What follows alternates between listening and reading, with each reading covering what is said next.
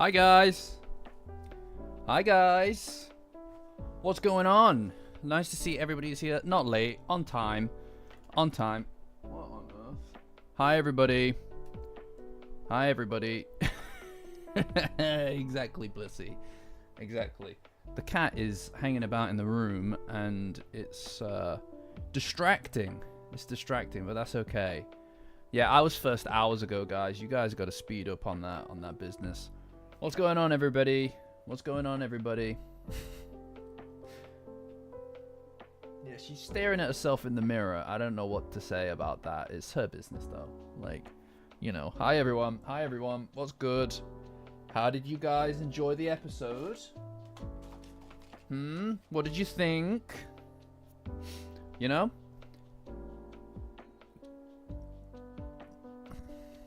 Alright, we're doing a we can't see support. Hi, support. I can see you. They're being mean. You're going crazy, Pedro. You're going crazy, Pedro. Yeah, there was a lot to like, obviously. You know, like, this one of those ones that I kind of think I need to rewatch a couple of times before something hits me with it. I'm gonna be honest, guys, it wasn't my favorite. And that's fine, you know, they can't all be absolute winners, right? And the only reason that I even have this opinion in the first place is because the bar is set particularly high. What is this doing? Look at that. Look at that, that's crazy. The bar is particularly high, right? We've had a few episodes that, in my opinion, have been absolute. Every episode has been killer for me.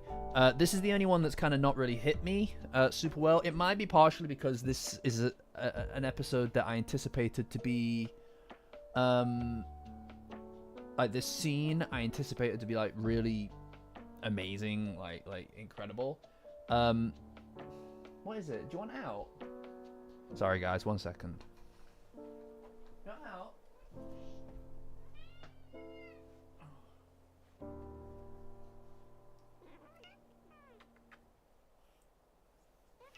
Okay, come on then. Come on, get out of here. You're bored.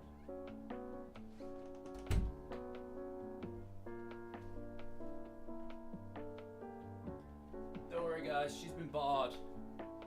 She is a very, very chatty cat. Oh, what this? Oh, what this? This is nothing.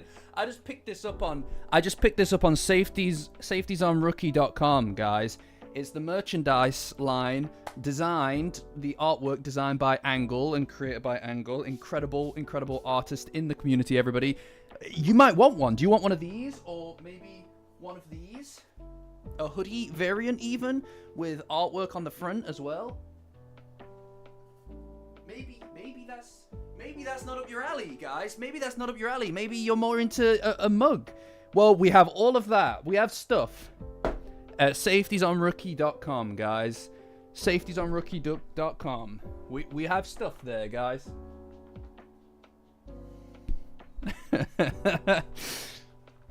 Thanks, guys. Thanks. I appreciate that, brand. Don't apologize. Don't apologize. If you can't afford it or you don't want it, guys, that's fine as well. Like, you know, just say you hate me. I'm joking. I'm joking. I'm joking. Hi, Oliver. You're earlier than usual. Good to see you. There is something attached to my foot. Get out of here. A plushie. Yeah, well, let's see. If the merchandise does well enough, guys, maybe we'll look at expanding the lines a little bit. But for now, you know, that's you know, it is what it is. And if you want to know more about all the things that we're coming up with at Safeties on Rookie, Discord link. You want to get into my Discord, is the best place. Patreon link in the description. Join as a free member, guys, and that'll get you access to my Discord. It's great. This is the best place on the internet for Dandadan and lots of other things. Really nice people. Everybody that you can see on one of these sides is there. Is the place to be. Anyway, these plugs are getting longer and longer as I have more and more things to talk about, right? So, I would absolutely... Tiago, I would make that in a heartbeat if it were a viable endeavor. If it were a viable endeavor, you'd already have it, guys. You'd already have it. All right? But anyway, yes. No, I commissioned it, Cammy. I It's important to me, and you know, it makes sense. It's important to me to kind of like help foster the art community that we have in the Discord. Patreon link in the description. Join as a free member. So working with artists in the community is very important. This was done by our very own Angle, who I commissioned for the artwork. She's very, very talented. And this is just volume 1. We've got a bunch more artwork, bunch more merchandise coming, at least 4 volumes worth in the backlog, all of which is done with artists in the community, everybody. So, yeah, I mean, it's great to support that. Anyway, like I said, there's a link to the merchandise in the description. 4 volumes, Toaster. That's quite right. 4 volumes. Keep up to date with it, and safetiesonrookie.com. These plugs are getting very long. I need to streamline them. You know? I need to streamline them. Volume 20. Yeah. We'll see how the next volume does, guys. But if it all goes well, I don't see why I can't continue doing this. So everybody keep your eyes on your DMs if you make art. Anyway, guys. The episode. We're talking about the episode. Yeah, so, I mean, obviously, those of you who... Handcrafted shit. Yeah. Those of you who haven't done this before, who haven't been on one of these streams before, essentially, I will watch it and go through it and use it kind of like as a loose basis for conversation as we go through. And... we'll just kind of like loosely talk about the episode. I hope you've all seen it by now. You surely must have, or I don't know why you would be here. Otherwise, Mothman Mousepad. That's a fucking brilliant idea, Serpo. That's a fucking brilliant idea. You know? Like, and thank you for the donation. That is incredible. Because, guys, remember, the Safeties on Rookie broadcast is sponsored by you, the viewer. It means I don't need to run any kind of advertisements because screw that noise during the live broadcast. So thank you, Serpo, and everybody else for just being here, all the members, all the Patreon, everything. I'll get around to that midway through the thingy. Anyway, guys, I'm curious about what everybody thought of the episode, everyone. I'm very curious about what everybody thought about the episode, because what we're going to do is we're going to go through the episode loosely. At the end of the episode... Blissy. Yes, you. And then at the end of the episode... I'll do the pomade and everything, but we'll talk about that goddamn trailer. Now, I thought about doing just another stream for the trailer, but we're here. We should just talk about it while we can. I can't believe my boy, and the boy we've all got to be defending for the next however long between season 2 and 3. He got his own goddamn trailer. My boy got his own fucking trailer. Goddamn. Holy shit. They're going all in with it, and I respect it. They could have minimized him, you know, but they didn't. They're not afraid of the king. That boy's finally here. You know, when we started, guys, when we started doing this stream, when we started the streams, which was what, February, none of us were on board with Kinta. It started as a joke. And now look at us. Look at us now. It's beautiful.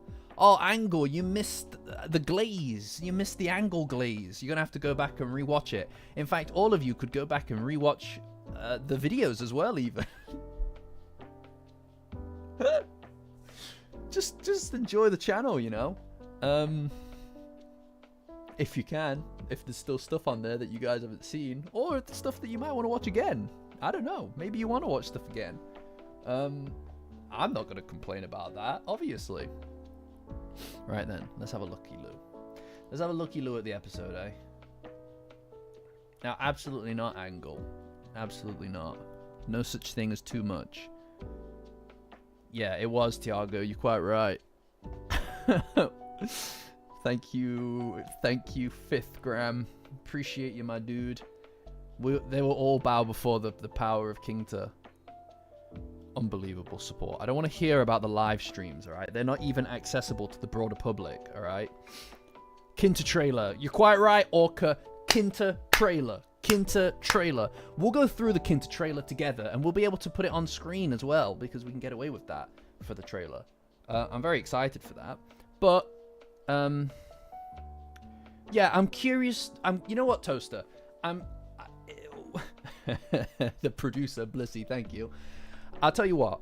Watching it initially, I didn't feel a lot of what I wanted from it was really pushed through.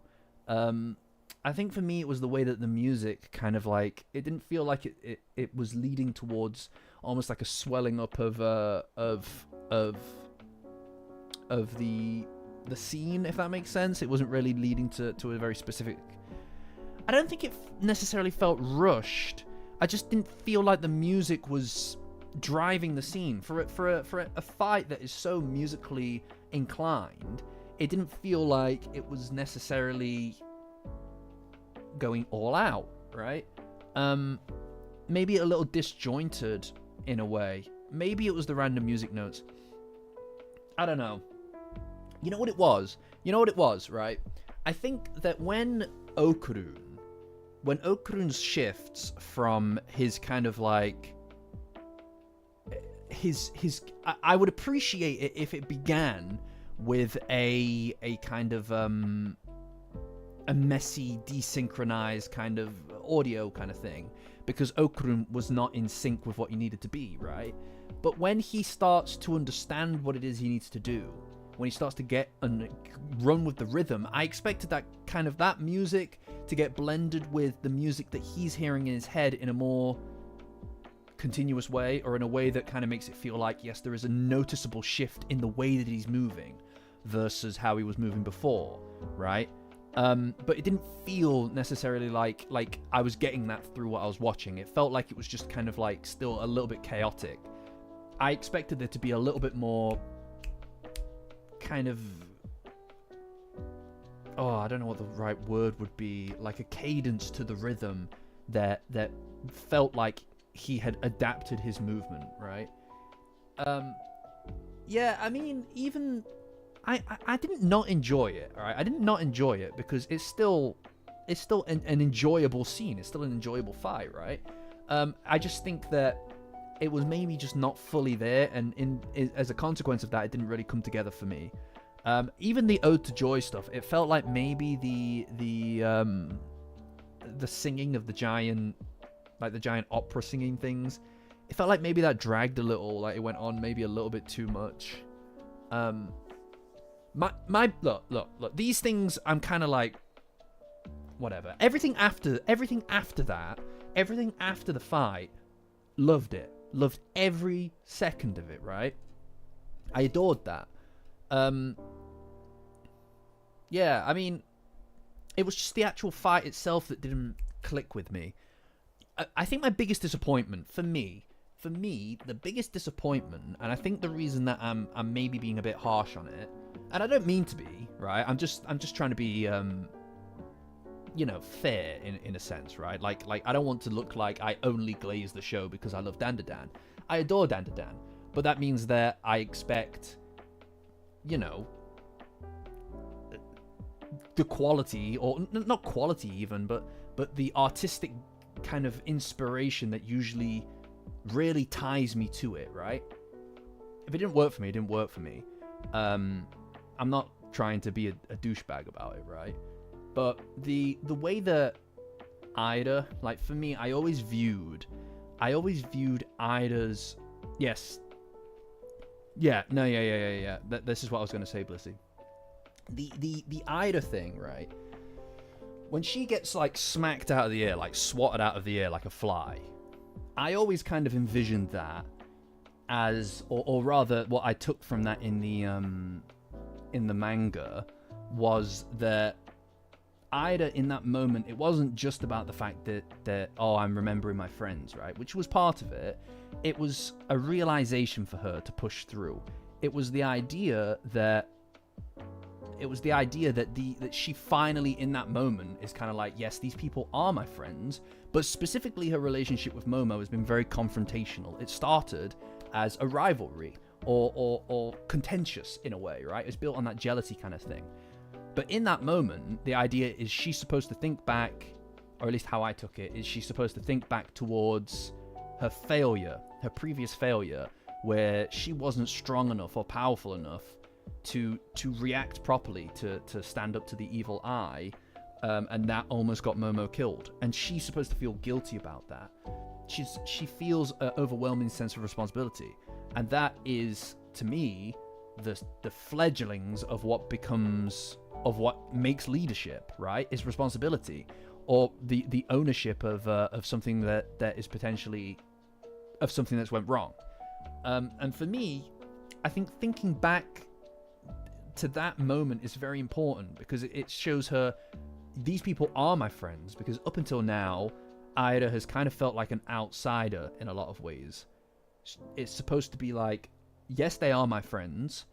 I need to be stronger because I failed before, and that's why I'm here, is to get stronger so that can never happen again. And also for Ida, from her position, is I need to be more, stronger, better, more powerful. And the actual episode, it kind of flashed through her memories of everything that they've been through, all the friends and stuff that she's made. So what part of that realization is there? Oh, it's good to see you, Oliver. Thanks for joining. The realization was there that these are her friends, but not her responsibility. Her requirement to be stronger. Yeah, I'm glad that you really enjoyed it, Tarantado. I really am. Again, I'm not saying that I was sat there the whole time bored. Like, I wasn't bored. It's just I'm not comparing it to a piece of dog shit. I'm comparing it to itself, to its episode last week, to the episode before, which to me were absolute just killer on top of killer. So I think it's really, I'm just trying to be fair, right? Like, if I'm very positive and I glaze it for things I genuinely think it deserves, when it falls short of its own standards, at least for my preferences, then I'm probably going to also highlight that as well. Not in a way to dogpile on it because I thought it was bad. I didn't. It's just like, these are the things that didn't necessarily work for me. Do you know what I mean? Yeah, that would have been enough. But this is what I mean, right? This is what I mean, Blissy. It's not that every scene was like bad. It was irrevocably bad, right? It was just that they were ever so slightly off. They were just slightly not there for me. Like, a small pivot in some of the direction would have really enhanced the whole thing for me. Do you know what I mean? Oh yeah, Clockwork Orange. That's something to watch. Hi, Zilvi. But like I said, it's like almost being there for me, and in a way, that's almost more frustrating than it being just bad, because I can see what they were trying to do, and I appreciate the intended direction for it. It just, maybe the execution wasn't fully there for me. And this, clearly a few people feel the same way. You know, for those of you who enjoyed it, I genuinely am so happy for you. Like, I went into this wanting to absolutely adore it. It's just maybe not my favorite episode of the season, which is, again, partially because the season has been such a high caliber, right?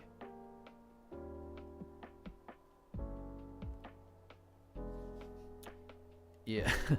See, I do feel like maybe they kind of had to shuffle around. They had to kind of shovel around some of the budget. Oh, I love the Turbo Granny stuff. I love the the changes after the fight, right? The changes after the fight where Turbo Granny falls on the keys, genius change. That's what I mean, though. A very small pivot elevates that scene so much. That whole scene, actually, the scene immediately preceding the actual fight, where Ida kind of like lets her actual self feel the moment a little bit. And again, this is why that moment in the fight was so important, right? Because that was her.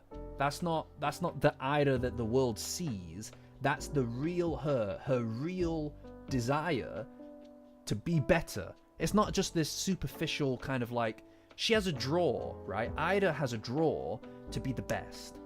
But that has always manifested itself in a very superficial capacity because she was surrounded by superficial people in a superficial world. So popularity was her way of being the best, right? Or competition, I suppose, like with Koki. Very superficial ways of being better because the adulation, the adulation of the people who surround you, who are in some way or kind of superficial and vapid themselves, that is what lets you know, yes, I've done it, yes, I'm better, right? But that moment where she doesn't do it for popularity's sake. In that moment, she decides, I need to be stronger and better because there are people who rely on me now and I need to protect them. And I failed at doing that before. Like, Ida was so hard on Gigi. She was so hard on Gigi for tiny mistakes. Like, he couldn't get a drop of water on him and she was basically ready to cast him aside, right? And that was her dodging it. That was her dodging her responsibility. Running away from who she really is, which is somebody who is not that. She has this underneath her. She just doesn't let it come to the surface because she lives in a superficial world, right? So in that moment, she decides this is more important, and her failure, right? Her failure, letting her guard down, almost had Momo hurt or killed. And she decides in that moment, I need to be better, I need to be stronger. And she also thinks of Gigi as well, who she was so hard on. She needs to be as hard on herself, and she is. So when Okurun says that she was strong in that fight, that she did a good job in that fight, he is not just complimenting her superficially, like everybody around her, some popularity thing. It's real.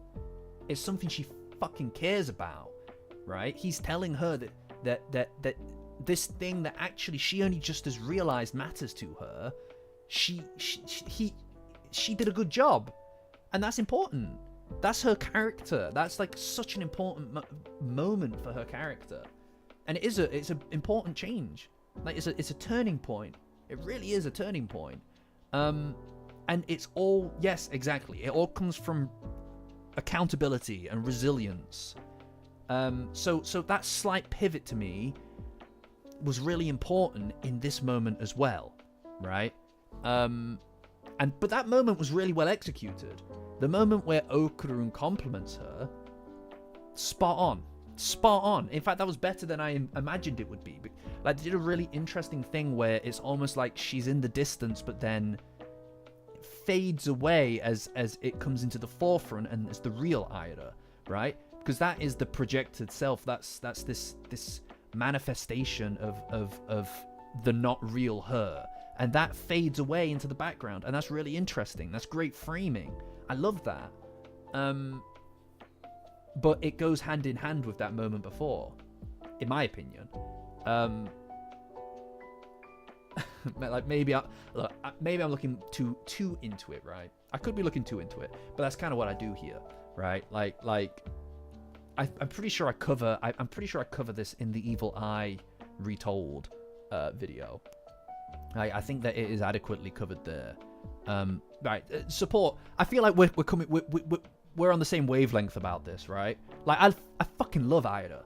I think she's like she's my third favorite character, right? Outside of Momo and Okurun, she's tippity top, right? So I have a vested interest in Ida's success on screen, you know, and this was a big moment for her. So I just kind of, you know what I mean? Yeah, I mean, Tarantado, it seems like you definitely are very invested in the music. And admittedly, I'm maybe a little bit ignorant to the music, just generally, right? I very well could be. I've no illusions about my lack of expertise in classical music, just generally, right? Mozart or otherwise. But yeah, I mean, like I said, it's not bad. It's not bad. You're right, support. It's not bad. It's just it didn't hit the mark I wanted it to hit. It was probably I think that it was probably Yamashiro, right? But anyway, you know, there is a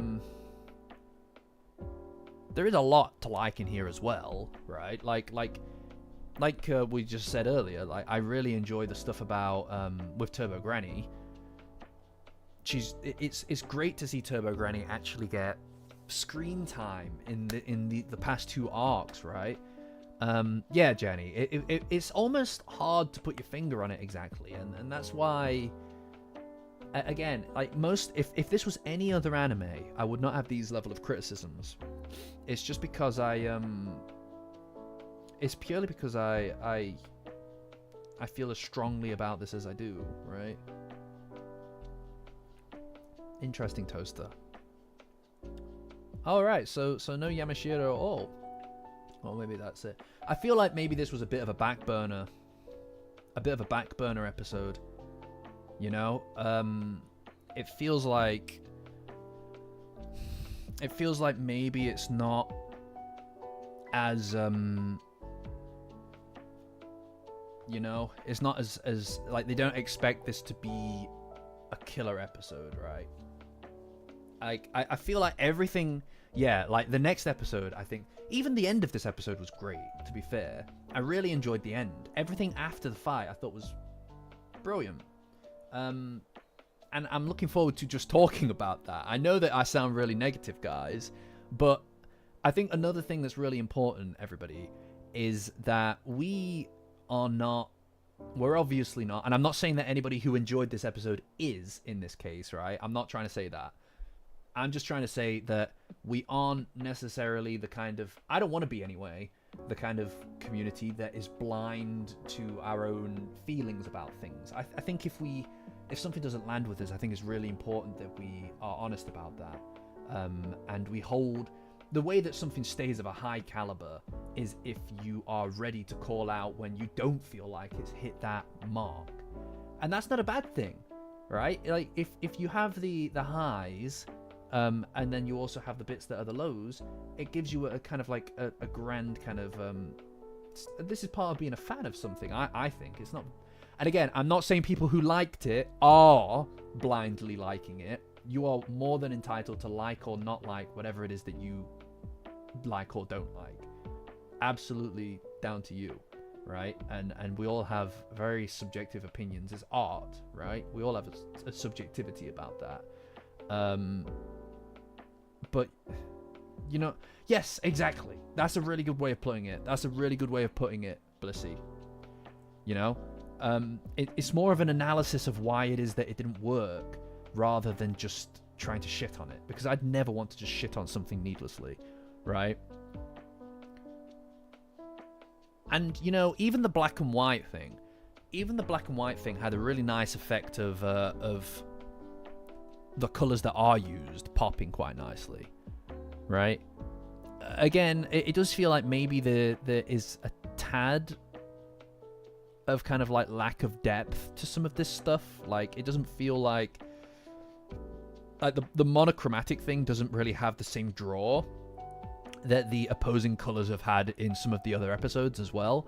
I like what they're doing with the musical notes. And also that we can see, I am watching it now, by the way. I also enjoy seeing when people move, that there's like a color thing behind them. That's pretty cool. Yeah, it's really pretty. I don't know that I'm as keen on black and white just generally, but that's more of like an artistic just direction for me. Like, you know. I love Ida's powers, by the way. Yeah, it's good to see Ida in the driving seat again, man. Like, she's the bomb. Like, when was the last time that we really saw her fighting? We didn't really see her like, we haven't seen her fight since, like, what, the Serpo arc? Is that correct? It must be the Serpo arc. She's got such a cool power set, right? Like, her abilities are really cool. And I love to see that. It's great. Like it's really enjoyable. Ida's fantastic. Like she's got such a, and you know, this is something I love about the Evil Eye arc just generally, is that it feels like you know the characters a little bit better because you've got this opportunity to sit with them for a bit and take it in. The way that they respond to a crisis, to the GG situation, the Evil Eye situation, says a lot about who they are and who they want people to think that they are, right? Okrun, he steps up and he just says it how it is, despite the fact that he's an underconfident kind of guy. He's ready to stand up for someone that's become his friend. He's a dedicated friend, even though he's not a confident person. Momo throws her lot in with him and is a little bit overwhelmed by the idea that he is this guy, right? When she looks at him and blushes and stuff, when he stands up for the Evil Eye, that is like, that shows that she sees that he embodies those values of Ken Takakura. And then Aira rejects wanting to look after the Evil Eye, but she steps up to the plate because Momo does. And they have this almost dyad kind of element to it. Like they've got a contentious relationship, but that becomes a friendship, a rivalry friendship type of thing. And that's reinforced in the OP as well, because those two are distinctly together, doing the hand signals together. Because their relationship is also center focus, right? Like that's an important driving factor for Aira's development here as well. And Momo's actually. They become friends. They're friends, you know? This is ridiculous, by the way. This whole sequence is ridiculous. Sorry, chat. I was blabbing there. I missed what you were saying. Yeah. Exactly. Yeah, no, that's what I'm saying, 5th gram. Yeah. I'm really excited to do to talk about the trailer as well. I'm really excited to go through that after we've done the episode. You know.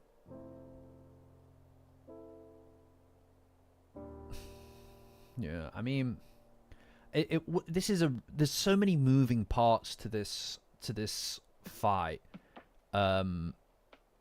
There's so many moving parts to this fight, so it must be very hard to animate it. The confrontation, I'm excited to get to the confrontation, Serpo. I'm treating that like its own kind of thing, because the confrontation was great. I really loved that. That's one of my kind of standout scenes for Okrun, right? It's such an important thing. It's in front of everybody, and you know that scene as well is so important for Psycho as well. And I adore that. I absolutely adore that. That feels like almost at the end of a bit of a character arc for her as well, right? Like for her, for Psycho, seeing Okrun there, living these values that she's tried to instill in them, is nice. That's like a completion. He's kind of completing a thing for her in a way, right? Like this, he's kind of living proof that people are willing to, I suppose, do the right thing for what you could consider to be like a family, right? Like she tries to protect them from stuff, but I suppose it's also that moment as well as her kind of accepting that she doesn't need to just be the person responsible for all of these things, right? Like for her, up until now, she's tried to shoulder the burdens of all of the problems of the group because they're kids and they can't deal with it themselves, so she kind of cuts them out of the discussions about what to do with the eye, or will just make decisions herself, or that she'll try to be the one in charge of it and protect them from the reality that apparently the eye needs to be exercised, right? To let them live in hope. But here he is, stepping up to the plate, and she lets him and tells other people to essentially get out of his way because he can carry his own torch. He can live his own values, and he is old enough or sophisticated enough or strong enough to be his own man. And she calls him a man, right? She says that he's got fire in his words. And it's... And I you know, when they are rebuilding the house as well, when they're rebuilding the house, she also lets other people help there. It's a turning point for her to kind of accept that she doesn't need to be the only one involved, because that's what it means to be in it together, right? It's one of those do as I say, not as I do kind of things. Like, she talks about what it means to be in it together. This is it, you know? Accept the help. I don't know. I think she's got a pride thing. I really like Psycho, but this feels like another kind of completion for her of an arc. And it's one of those things that sits in the background. You don't even necessarily know that it's happening until you sit back and go, well, okay, this is a very different reaction than she would have had before. Like, she lets Okurun stand up to the evil eye. And remember, guys, this arc began with her apologizing to Momo for, to Momo, Okurun, and Gigi for letting them go because the evil eye was there. And she didn't know that that was the case, and that she would never have let them go on their own if she did know it was the case, right? And to me, like, letting him stand up to the eye on his own is another way of relinquishing that responsibility. Are we going to watch what? I am watching the episode separately on the other monitor.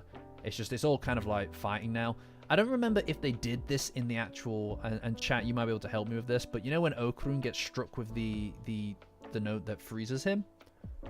The rest note? In the manga, does Turbo Granny get hit with one as well? Because she gets hit with one here. It's amazing. It's so funny. It's absurd. I think that's a change. Is that a change? Right? Yeah, no, Yuri, that's another great thing. That's another great thing as well, right? Is Manjiro standing up and saying that this is the path to take. There's nothing wrong with that. It's just a completely different approach to what she wants to do. I think that it's a complete, like, his thing makes sense. It makes sense, and they never treat it like a bad thing, right? I watch it on Crunchyroll, Oliver. I watch it on Crunchyroll, but it's on Netflix, obviously. Obviously I can't play it on screen for you guys because I'll get copyrighted. Quite rightly so as well, by the way. You know, like, support. No, shut up, Blissy. I knew it. I'll never outrun my sins. No, she doesn't. Yeah, I didn't think that she got hit by the thing, but it's such a good addition. These are the areas where they really kind of like peak as an anime. Is just the small little things that they change, that are just really wonderful. You know. Also, seeing Ida move is great. She's like got so much agility.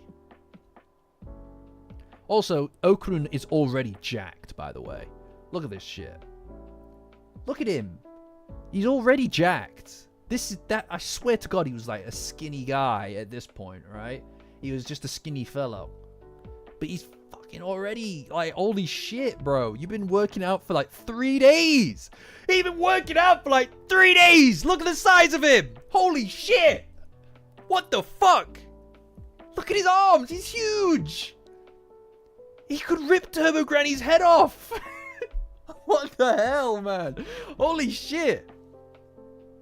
Yeah, yeah, why is the hood specifically fine? That is very strange. That is very strange. Jesus Christ, it's been 5 minutes. His shoulders are massive. Look at him. Oh my lord. Bro's going all out. I know. Oh. Phew. Oh, Turbo Granny's head stuck. This is another thing as well, right? It's like all these like little small details that are happening in the background are the best. It's so needless. They don't need to add these things in, but they do, and it looks great. Yeah, I know. Psycho must be, like, honestly, it's crazy. You know? Ridiculous. But, yeah, these guys are just jamming out. They're really just jamming out, all the musicians. They're having a great time. You know, like it's really cool as well to see the fact that Ida is as strong as she is. Like, she is one of the best. Like it's easy to forget that she's a very strong character, right? She's one of the strongest. You know, she adds a lot of depth to it. Yeah, no, I know, but it's been like a week. 5th grab. It's been like a week, and he's jacked now, right? He could like, oh yeah. I really like that they incorporate all of the musical stuff from the previous episodes. Like, I don't need to go back over it again. Like, I've made it pretty clear where a lot of my kind of like thoughts are with some of this stuff. I just wish that they could have maybe incorporated it in a way that I would have. Why did they make this exactly for me? Why didn't they make this for me exactly? But that's fine. I mean, I don't really mind. That's a good point, Sylvie. Yeah, Saiko has been feeding him good. Eat your fill. Eat your fill. Look at her go! Ida! Oh my lord! God damn, look at her go! She's a badass. This is actually a really cool bit, right? When Okurun grabs Ida here and he kind of jumps through the smoke, this reminds me a lot of when he first grabs Momo after his first transformation in episode 2. And the way that she reacts is also very similar to how Momo reacts as well. Right? Obviously. And then it's the same angle here as well as when he's carrying Momo. And it's also very black and white, just like in that episode. There's clearly like I think this is also her way of showing, or rather their way of showing that her feelings for Okurun aren't Angle. You mean like the artist behind this incredible merchandise that you can purchase from safetiesonrookie.com? That's right, a bona fide website, guys. Like, I'm gonna do on Monday. I'm gonna write a proper ad read. and I'm gonna read it off. It's gonna be great. I'm gonna practice it and everything. It's gonna be one of those really fast ones where it's like you know, like a snake oil salesman kind of thing. You know, like, you know, step right up, that kind of thing. But anyway, safetiesonrookie.com, guys. Get it. We got stuff, and you know, we've also got this. Say hi to the people angle, by the way. Got this mug, and I've got Volume 2 merchandise. I'm sampling it right now, guys. I'm going to be sampling it right now, and that's going to be very exciting. There's Angle in the chat, everybody. I'm very excited to show it off. It's, in a lot of ways, it's kind of like a flip, like a complete reverse of what we've got going on here as well. And I'm very excited for you guys to all see it. Like I said, I work solely with, at the moment anyway, I work solely with the members of the community to create this stuff, because I would much rather work with and support and commission from the incredible artists, incredible artists in this community, many of which you can just go and look at the work of in the Discord art channel. Patreon link in the description. Join as a free member, guys, and that's free, so I don't know what's better than free. Nothing really. Join as a free member to my Patreon, and that'll get you access to the Discord link. That's all down in the description, everybody. Best place on the internet for Dandadan art, and keeping up with the channel. Or so I'm told by other people. God damn. Whew. These ad reads, they're getting difficult to do, guys, because I'm adding more stuff. I'm adding more stuff every time, and it's becoming more and more difficult to eloquently go through it all. But anyway, back to the broadcast. So that angle and stuff, don't say it. That kind of like framing and stuff of Okurun carrying Ida felt like a kind of, hold on.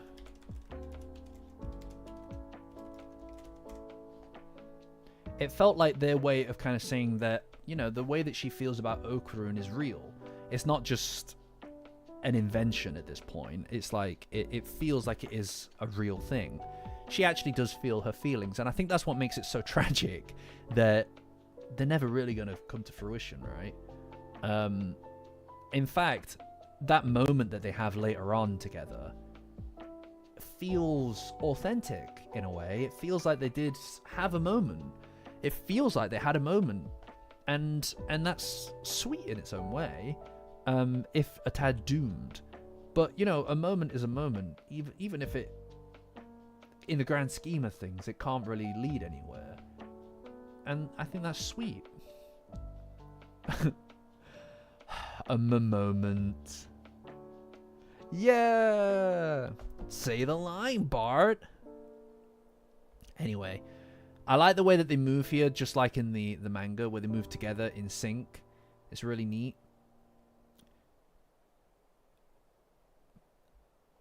Unfortunately, we do lose Turbo Granny calling Okarun a sack of shit. That's the second time we've lost sack of shit in the translation, which is devastating. Calls him a turd nugget. It's just not the same. Doesn't hit the same. You know? Just doesn't hit the same. Ships in the night. Quite right, Danny. Quite right. That's I like that phrasing. Yeah.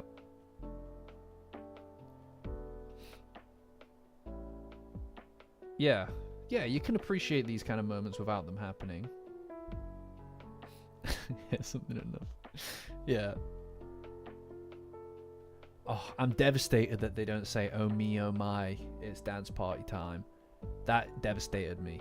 Now, obviously, you know, what are you going to do, right? Like, you can't have everything. You can't have everything. And I get that at that point, it is, at that point, I am nitpicking. That is nitpicking. The translation isn't exactly the way that I wanted it to be. But goddamn, I love that line. Oh me, oh my. It's dance party time. Instead, she says, oh dear. Oh no, it's time for the party. That's what she says. She says, oh dear, it's time for the party. And he's like, that's fine. I don't know what it is in the dub. If somebody could let me know what it is in the dub, that would be appreciated. God, what is this doing? Look at that. What is going on there? What is going on, guys? Oh no, I'm going to lose subscribers. Guys, I'm going to lose subscribers. His hair was messed up that one episode. Yeah, I prefer... It's fine. Like I said, it's fine, but I was very attached. I was very attached to that line. Yeah, I don't really... I try... Alright, okay. That's fine, I guess. Support. I try to watch the dub when I can, but, like, in my head, the version of the characters that is the characters for me is the sub version. I don't know.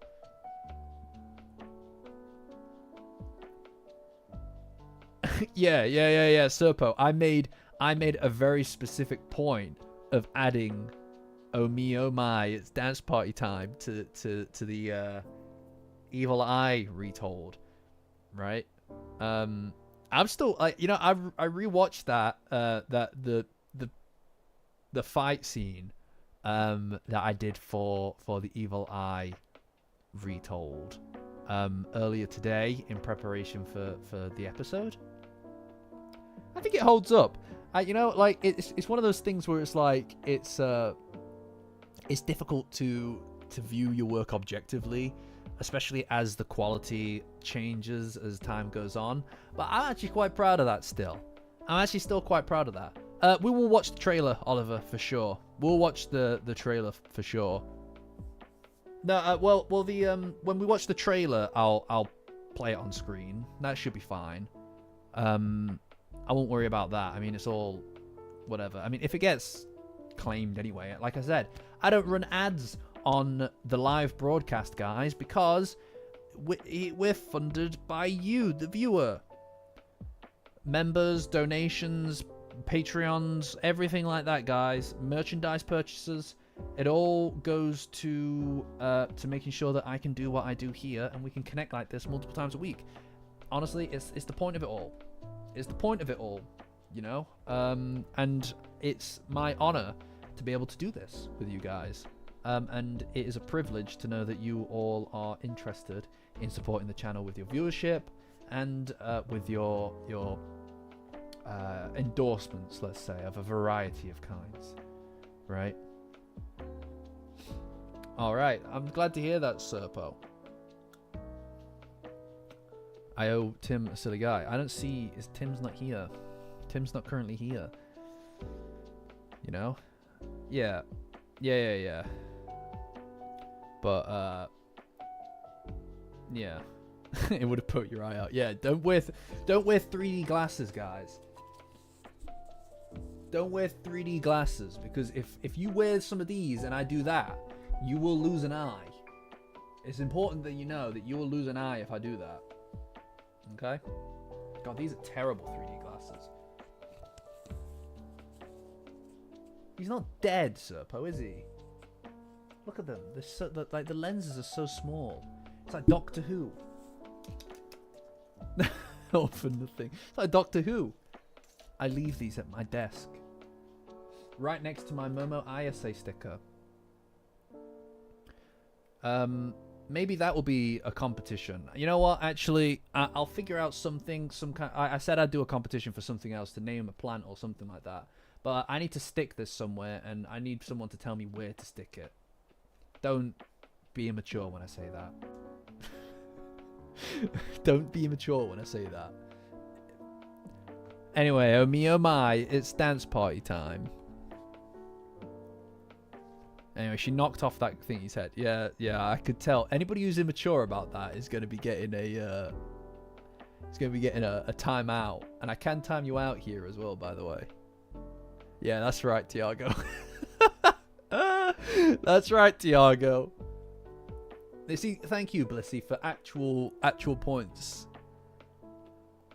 Yeah, I can time you guys out here. I just have chosen not to. Anyway. Then they get transported away. I suppose like their music becomes out of sync or something, and it fractures the room a little bit, because like it breaks into lots of different visuals, you know? Right, Serpo, you're very close. You're very close to that timeout that I just talked about. I don't want to have to do it, but I'll do it. I'll do it. Don't make me do it, but I will. Anyway, they the room's like fractured, and then obviously there's a really cool kind of like the shot where they first move into that big auditorium is very cool, you know? Yeah, I'm sure you were, Serpo. I'm sure you were. And then obviously the big opera singer shows up. Now, this is another one of those moments that I feel like kind of just maybe goes on a little bit much. Like it goes on for like what, 2 minutes? 2 minutes of opera singing for this. It's like, I don't know. I think it was really cool that they start like throwing up all the guys and stuff. But yeah, I mean, yeah, it's fine. I mean, it's fine. It must have been very hard to animate this scene just generally, because there's so many moving parts. So making them into one big conglomerate mass seemed like the most eloquent way to deal with it. There's also a moment where Ida just kind of like she's got complete control of the situation for the most part, right? Like she's just like knocking people around, whereas Okurun's just kind of pushing them. She's straight up just kicking the shit out of people. There's one really one bit that I really like where she just kind of like just like pushes them by or something. It feels like a kung fu movie, right? I think it's here, right? Look at how she deals with this next guy. She's just like, whatever, get out of the way, idiot. You know? It's like, just get out of the way, idiot. Yeah, I think that there is kind of like a bit of a budget kind of like reallocation thing here. Like it just feels like they're trying to get through this so that they can work on other stuff. And again, that's fine. overall. Like, I don't really mind, you know, as long as it, because everything up until now has been an absolute banger, so I don't really mind one way or the other. But there is a slightly jarring aspect to this that I don't feel like, I've already spoke about it to death at this point. But yeah, Ida's cool. Ida's cool, right? That's the main thing. It must be very hard to animate a scene like this, to be fair, because there's like a bajillion people. Now, here's another thing. Ida and Okrun reaching out their hands to each other is really neat as well. You know what it is? In a lot of ways, right? In a lot of ways, this kind of feels like for Ida and Okrun, almost like the Turbo Granny fight, or rather that first adventure. That first adventure for Momo and Okrun, it kind of feels like there are a lot of reverberations in this that reflect that scene, right? Like, not just that scene, but that arc. It feels like there's obviously the moment where Okrun saves Momo, which is where he grabs her and he jumps through the smoke and stuff. That also has its kind of like its comparison here too.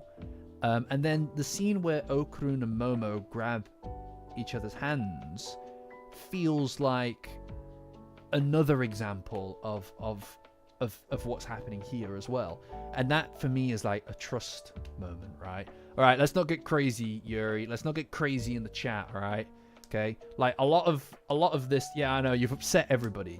You've upset everybody. You should think about what you just said and how wrong it is, how disgusting it is. This is I don't respect that kind of thing here. But there is a sweetness to it, right? Like in fairness, I do think that there is a sweetness to their relationship here. Like this is sweet. This is cute. I've got no problem with it. Overall, I just think that I just think there's a nice reverberation from Momo and Okrun's fight together, right? That to me is a trust thing, you know. Yeah, I think that's an interesting perspective, actually. Support. I mean, to be honest, like this, a lot of this fight for Okrun just generally is him needing to kind of take the reins of things a little bit. But also, I guess it demonstrates Ida's capacity to lead, right? Like, Okrun is obviously a heavy hitter, but he's not really, in the moment, he's not really the guy to come up with a plan. Normally that's Momo, or in this case, Ida. And I think that she's starting to kind of step into herself a little bit here. But yeah, I mean, again, they're friends. Yes, no, Diego, for sure.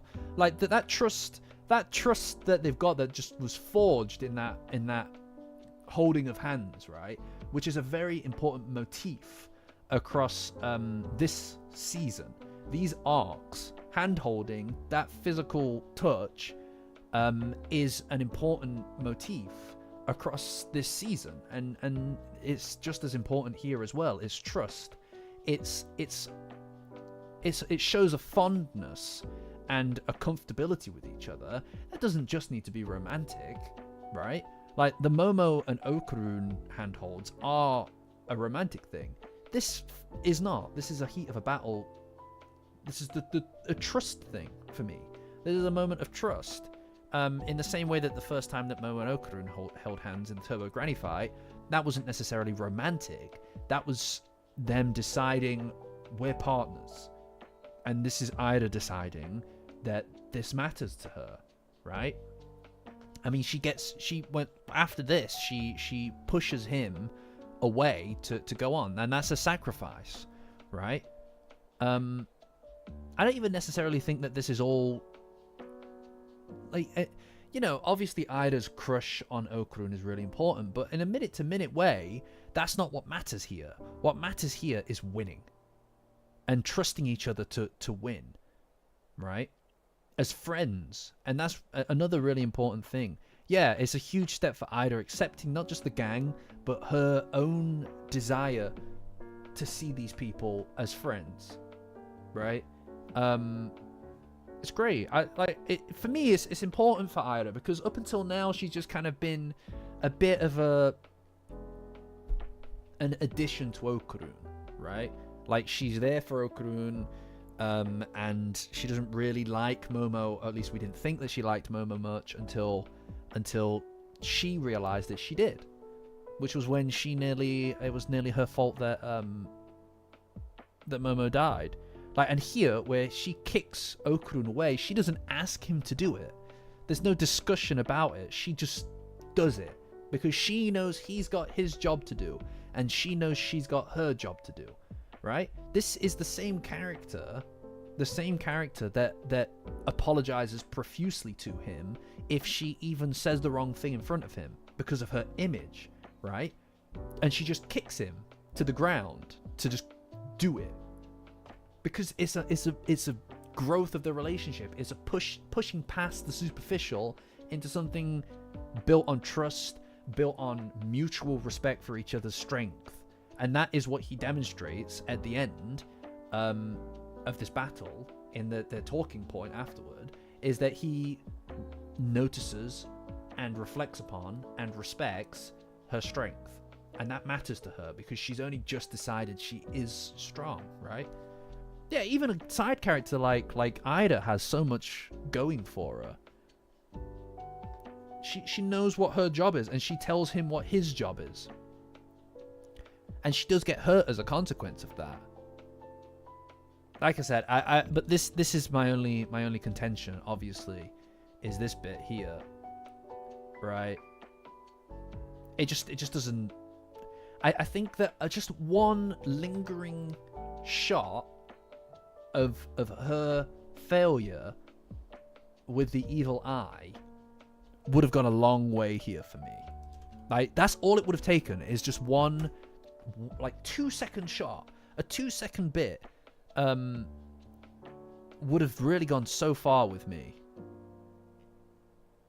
And again, maybe it's nitpicking. You can call it nitpicking, and I'll hear what you mean when you say that.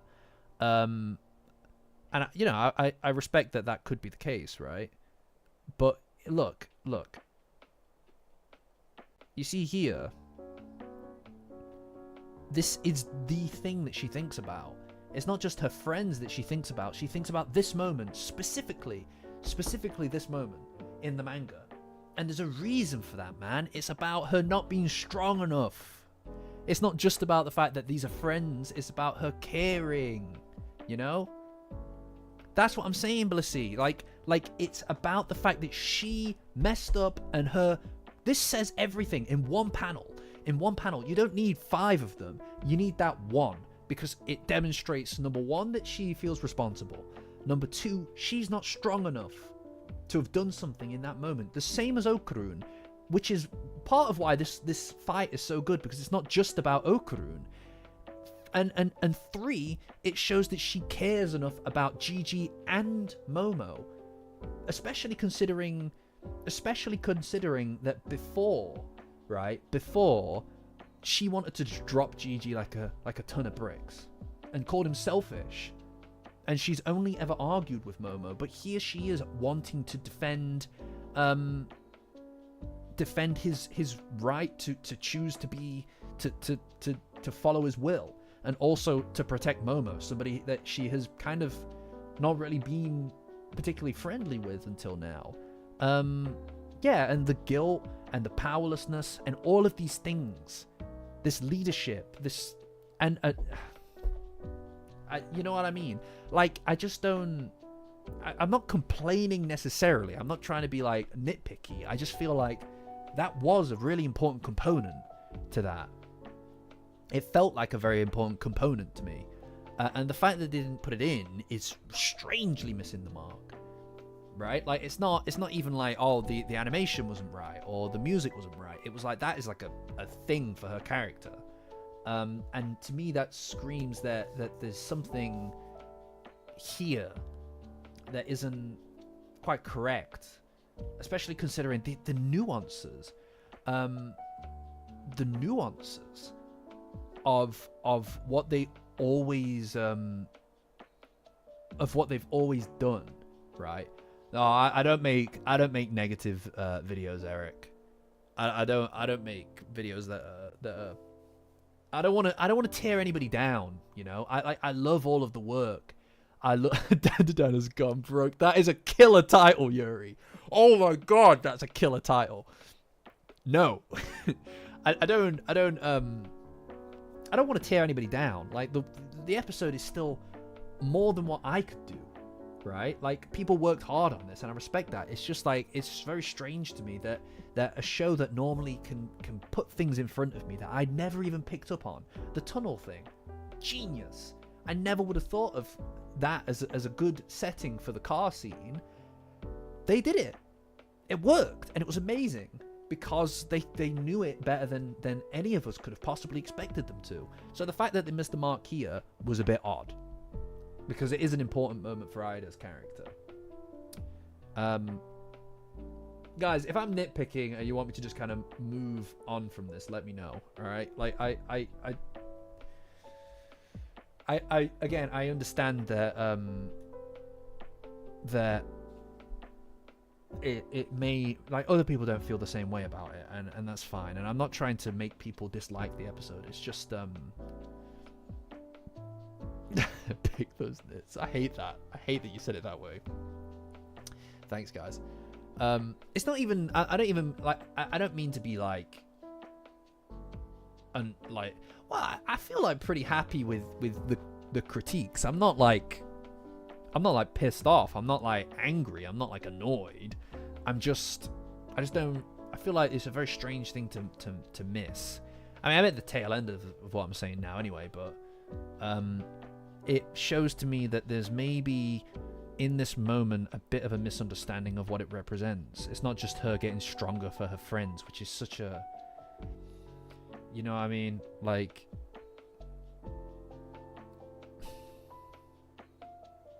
anyway, so she does decide to get stronger, right? And there goes Okurun, you know. No, it doesn't hit quite the same. I mean, yeah, I hear what you're saying, support. Like, honestly, everything after this fight, I'm gonna be glazing the shit out of. All right, so you got to just give me this.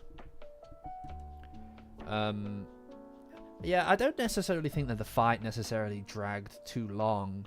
I just think that they didn't make maximum optimal use of the time, right? Like, at this point, after they've just separated again, it feels like, well, number one, it's weird. Nothing. Never mind. I'm being silly. But I think that there's a bit of a lack of oh yeah, you missed all of my bitching and whining, Toaster. There's a lack of look at how Okurun moves. He doesn't really move in any real way different to how he did earlier. I was kind of hoping that there would be, after his kind of like comprehension of how he should be moving in the moment, I kind of hope that there would be some kind of reflection of that in the way that he kind of moves in the scene, just to kind of show that he's turned a corner with it, you know, he's overcome something. Not even necessarily faster, right? But like more beats, fitting more actions into the same time. Oh, now I know he has the second realization, but I don't know. It was weird. Yeah, I mean, this is really cool. This is shockingly cool. This is badass. This is cool as shit. Oh my lord. I love this. This is great. More of this would have been amazing. That's so good. Look at that. It's so detailed. It's so good. Yeah, it is. It looks great. It looks great. It kind of almost looks like a storyboard that they were like, we need to keep that in exactly. Yeah, it looks amazing. It looks great.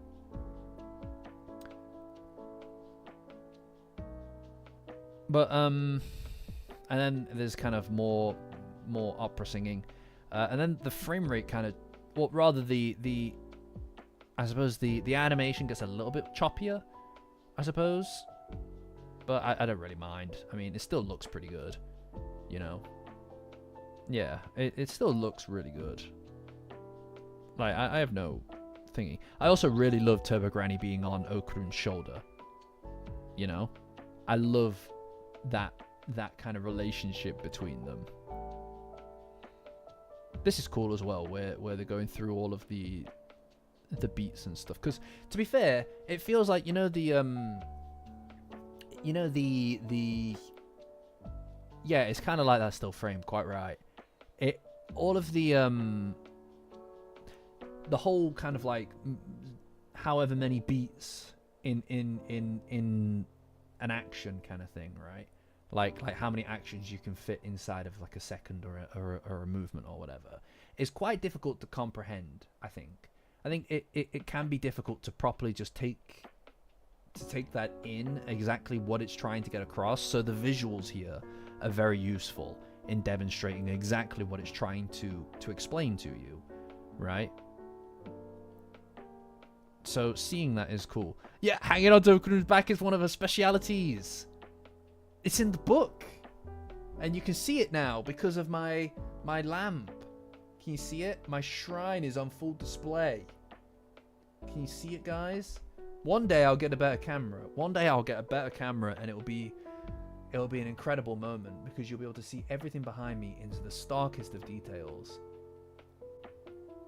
But I think that light works really nicely. I might get another one for that one, and then another one up there or something, because the bottom shelves aren't very interesting. But one day I'll get a proper camera.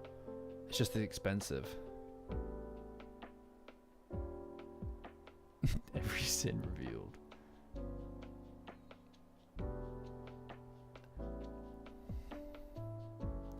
Oh yeah, we get more of these like impact frames as well, which is really cool. Big fan of that. And there it is. It's just straight up from the manga. Straight from the manga. And it looks great still. This is one of my favorite like fight scene moments from the manga. It looks amazing. You know? I'm glad that you like the camera. My first stream, I don't know if you watched the first stream. If you watched the first stream, but my camera was so bad. And nobody told me that you could only hear me out of one headphone. I had it on mono. Nobody told me. You all just sat through that and didn't even tell me. Oh my lord. Oh, it's embarrassing to think about. Oh, it's so bad. Anyway, we're not there anymore. We're not there. None of you told me, so I'm not gonna... I can't... No, but when I listened back to it and I heard that, I had a meltdown. I had a fucking meltdown. It is cool to see the room changing as we go on, right, guys? You know? Don't say that, Toaster. Don't say that, all right? Don't say... How dare you say that? He's true. Oh, you're a fucking bastard, bro. He's a fucking bastard, bro. Unbelievable. Anyway. He's a bastard. Yeah, well, you've earned it, dude. You've earned it. Anyway, they beat the music man, the musical man's. Yeah, we've kind of got like a duo thing going on, right?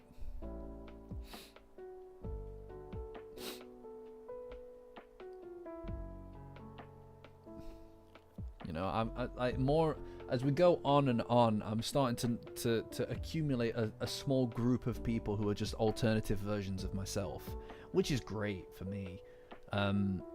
Which is great for me because I can be like, you're funny, and then I'll be like, that's good because I feel like we're very similar, so that means I'm also funny. Well, we don't talk about that. We're not talking about that. And you're the only reason you're doing that is because that goddamn cat that goddamn cat has gotten to you. Yeah, it's really good for my ego. It's great for my ego. That's what I'm trying to say, is that it really inflates my ego. Oh, no. The clubhouse, they're going to use it 3 times. I'm not talking about the clubhouse right now. We're not talking about the clubhouse. You're going to ruin a perfectly good day. Oh, what do you mean? I'm gonna go look at that. It better be nice stuff, or I'll be really upset with you. You get a telling off, and I don't want to have to do that. A sit down and a telling off. A firm word. Anyway, there's this now we're in the really good stuff of the episode, right? The lighting here is really pretty as well. Look. Yeah, more people seeing the light. Yeah. I hate that. I hate that you just said that. Look at how pretty the lighting is here. Also, Ida's hair is great. Ida's hair is great. She rocks it, doesn't she? Aw, look at Okurun. He's a cute guy. He's just a cute guy.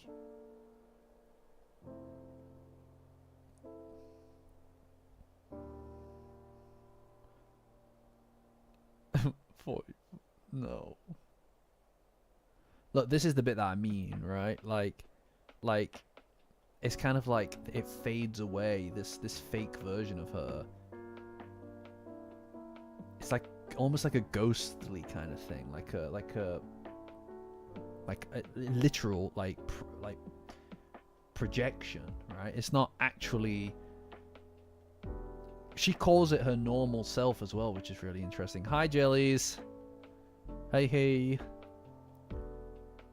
I don't know. It's just really nice to kind of see that side of her actually there, right? And the fact that she's nervously playing with her hands is crazy. Yes, a mask. I intentionally don't use mask as much as I intentionally try to curb the amount that I refer to it as a mask because of the fact that I say it a lot in the videos, right? For you guys who watch all of the videos, you've probably picked up on that. You probably picked up on that.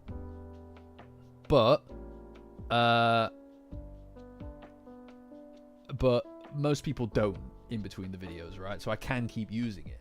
But when we're all together, I don't want to just keep hitting the mask thing, because it's like I have other ways of saying it. A facade, if you will, a projection, a persona. Persona 5 Royal. Hot take, this moment works better than the hand-holding scene. Which hand-holding scene? You mean the one earlier? Because I agree, this scene is way better than that hand-holding scene earlier. I love this moment. Like I said, the only reason this really hits your crazy. You're trying to upset people. Are you see, guys? Come on. Nah, I can't. Like, that is a hot take. That is a hot take. That's crazy that you just said that. You're gonna upset Natchan. Persona mentioned. Yeah, it's a step forward. I leveled up. That's crazy that you just said that publicly.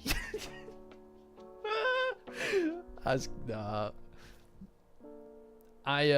you're lucky that Natchan is having a snooze. All right, somebody screenshot that for her. Anyway, this is good. This is a really good moment. It's just like it is. It's very like I said, it's very entwined with that. Thank you, Natchan. It's very entwined with that earlier moment, and because it feels like that earlier moment didn't hit, I feel like this could have been a little bit stronger, because this moment is so nice. It's so beautiful. Like, it just looks great. And the fact that she's fidgeting with her hands is so unlike her, right? Because she doesn't have that confidence that exists inside of the veneer of this, that exists in the veneer of this projected self. This make-believe version of who she is, or who she wants people to think she is, right? Like, that's a falsehood in reality, or at least not the complete picture, I think is more fair to say, because those are part of her, but not the entire thing. And it's interesting to see that she doesn't have anything to say. It's just, that's a really nice detail. See, this is a really nice moment. I like this a lot. Genuinely, I like that a lot. This is one of Ida's big moments. Yeah, I agree. But like, it also is like, it's also like, yeah, it's nice. It's just a good moment. And I don't want to take away from that. You know, she's as much of a person as anybody else is in this world. You know. And then obviously Turbo Granny gets yeah, it's a proper moment of vulnerability, Sev. It's nice. Also, this scene, look, they kept it. They kept it. It's great. They kept it. I love that fucking expression, man. Ridiculous. Where is it? In the manga. Look, there it is. Look at it. Look at it. They kept it.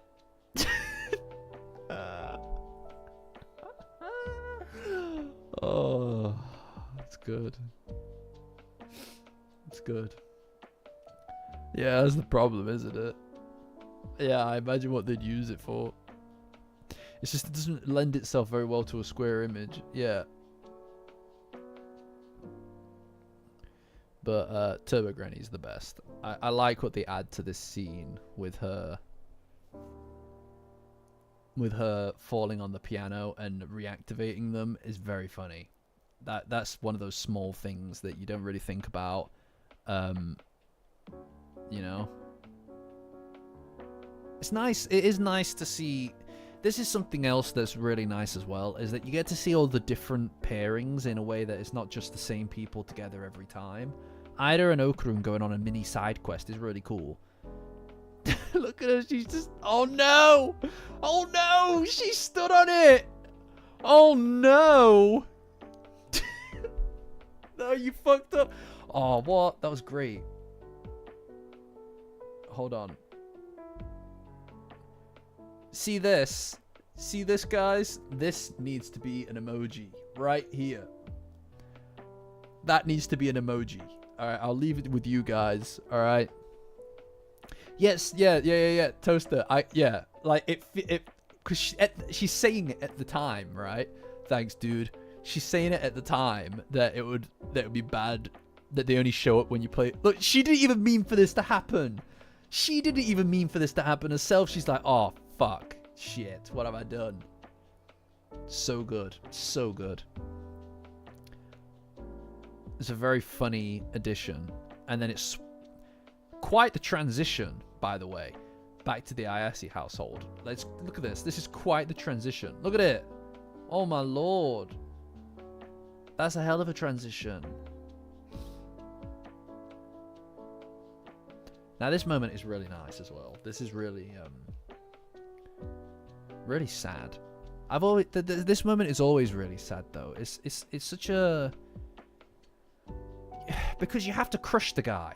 Do you know what I mean? Like they're sitting him down in this situation, and it's basically saying to him, "This is what's really sad about this, is you're sitting him down to say, yes, you wanted to do the right thing.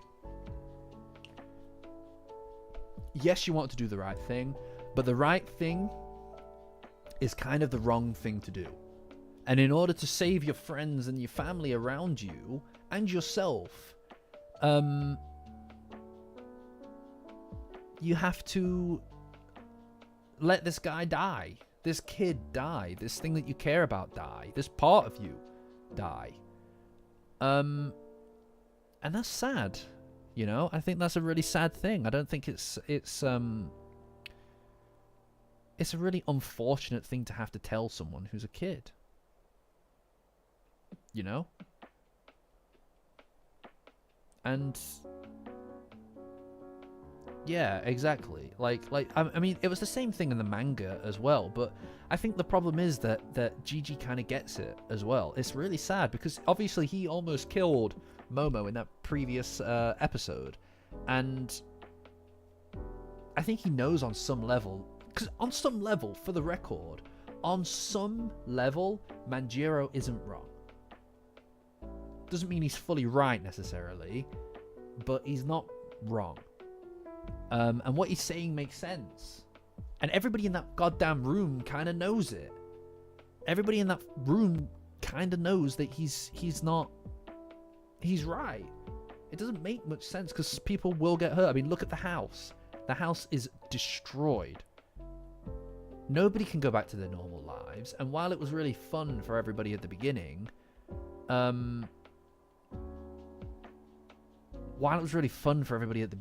now things are just becoming serious, right? Things are just becoming dangerous, and they're becoming, well, deadly, right? And obviously he said that he's calling for the Hayashi.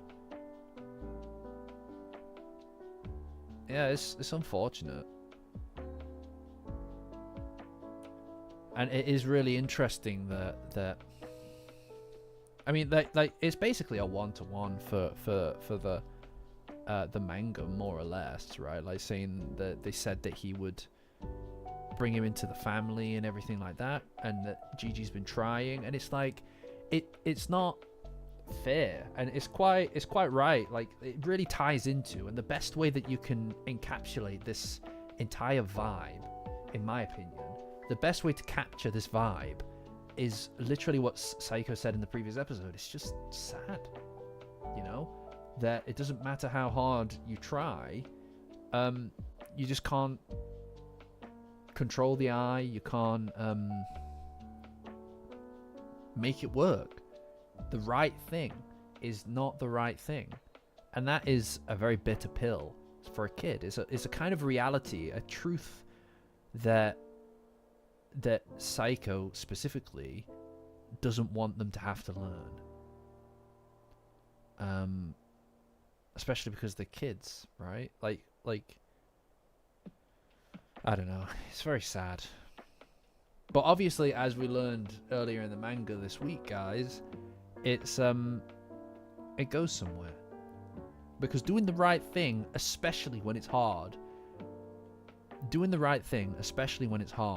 is when it matters, because it's easy to do the right thing. It's easy to do what's right when there's nothing to lose, you know? But doing it at the expense of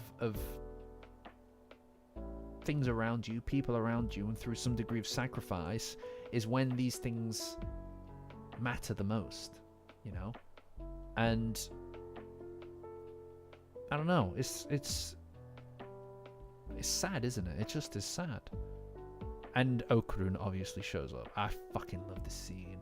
Okurun is the guy. He's the guy. He is the guy, man. Oh my lord. He just shows up. He's like, fucking let's go. Look at these guys. Look at this aura. Look at these guys. Turbo Granny, look at her. This is another one, guys. This is another. It's very important that I get this as an emoji. Okay? If you can get this as an emoji and this as an emoji in the Discord. By the way, guys, Patreon link in the description. Join as a free member to get access to the Discord. It's the best place on the internet for Dandadan. And we have all the kind of emojis over there. You know? Look at it. No, I always thought it happened at night because Ida made a point of saying... Not Ida, Momo made a point of saying... that... Where have you two been at night, right? We've done a couple of merch plugs, Eric. It's just they're so long-winded. I'll get to it. Don't worry. Don't worry about it, kiddo. Yeah, and the tulpas show up at 2 a.m. So he's so, you know, this is one of those things where adding the voiceover really helps. It really helps to kind of like set the scene so much. Like when Okurun says that he was pissed off when Momo got attacked, it's like it hits. You know what I mean? These guys have been off. Oh man. Oh, Orbis. Thanks, dude. Thanks, dude. Appreciate it. Love you too, brother. It's good to see you. It's good to see so many people, by the way, who were here from the beginning still showing up. You know, it's wild. I know it's only been what amounts to, I want to say 7 months, but yeah, it's very gratifying. Thanks for stopping by. You know he's a real one. You know he's a real one when he's got that Zuma sticker, when he's got that Zuma badge. God damn, you know when a guy walks in the club and he's got a Zuma badge attached, it's like, damn son, what? I'm moving on, man. I'm moving on. Anyway, the voiceover in the scene is great, right? Also, I really love yeah, exactly. Yeah, it's crazy, but I know, Jellies. I know it's crazy. It's crazy out here. I love Momo's jacket. I love Momo's jacket. It's so cool. Why is everybody styling? Holy shit. Why is everybody styling all the time? All the time in this goddamn show. Everybody's always styling. Wild. Yeah, I don't know where these guys get all the drip, man. Oh my lord. You know?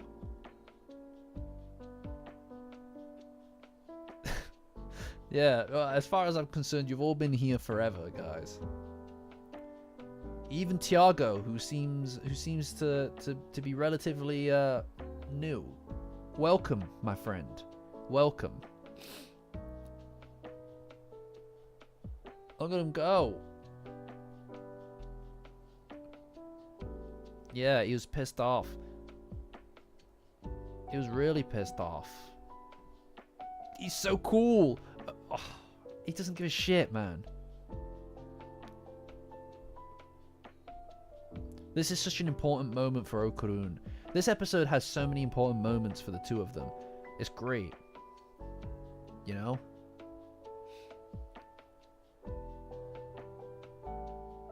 Yeah. Yeah, I mean, I think that this was definitely one of the trickier ones. Well, welcome, Tiago. I'm glad to see that you've jumped into the streams. Thanks for joining us. You know, it's always really exciting to see new people.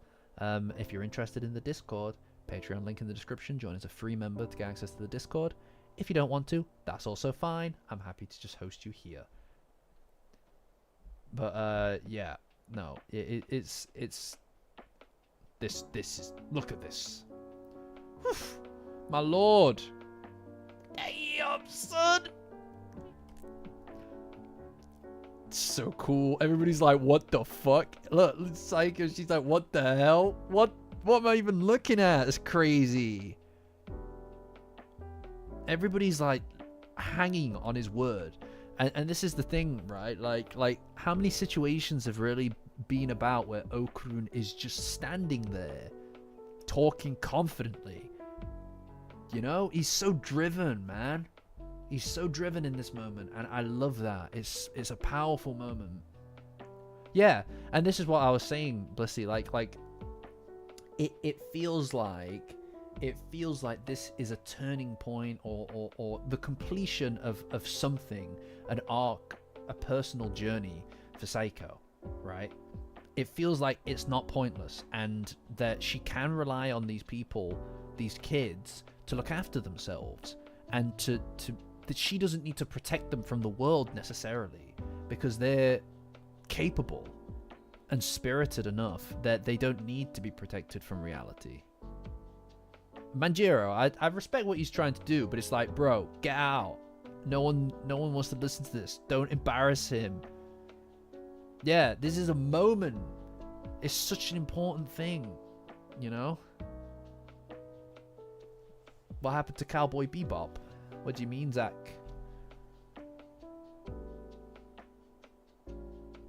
What, like the show? Or do you mean the videos? Because the video is still up. Wait, Zach, did you join the channel? Did you join the channel because of the Cowboy Bebop video? Because that's crazy. Not many people did. Not many people did. I would love that. I would love that if that were the case. Is that the case? Did you comment on it, actually? I think you might have commented on it. Way back. There's dozens of us. Yeah, I'd love that if that were the case. Not many people care about the Cowboy Bebop video. I'm gonna be honest. I'm gonna be real with you. I love it. Like it was my pride and joy for a while there. But I enjoy it. I hope that's the case. Anybody, Cowboy Bebop is amazing, guys. This isn't a Cowboy Bebop stream, so I'm not gonna go into it. But watch it. I'm telling you. Anyway, Okrun. You know, you're going straight for it afterward. Damn, son. Depends. Oh yeah, is it 32k? Is it 32k? That's crazy. Is it actually? Aw, that's sweet. That's sweet. Oh, that's really sweet actually, because that video was like I was like a baby at the time. I didn't know what I was doing, you know. And the audio sounds terrible. It sounds so bad, man. It's so bad. But like, aw. I have no idea. Anyway, reminiscing. Perhaps I'll reminisce about it one day on the stage on Discord. Patreon link in the description. Join as a free member, guys, to get access to my Discord. That's free. What's better than free? I don't know. I'm free. You're free. Let's be free together on the Discord. All right, badass. All right, maybe I'll put something together. That's really sweet of you, Badger. Thank you. That's very sweet of you. That is very sweet of you. You know, I could give you money. I could, but then again, that would cheapen it. That would cheapen it. Really? That would cheapen the relationship. No, please don't revoke your Patreon. Please, please. They're coming for my kneecaps. They's gonna take my legs. Anyway. Okrun stepping up, and Gigi here is so nice as well. They connect. This is the completion of their friendship arc. This is the completion of their friendship arc. You know?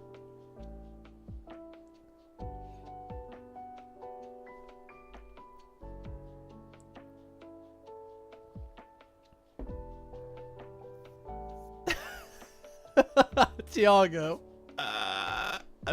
Labubu Pazuzu. Be gone, demon. Labubu Pazuzu.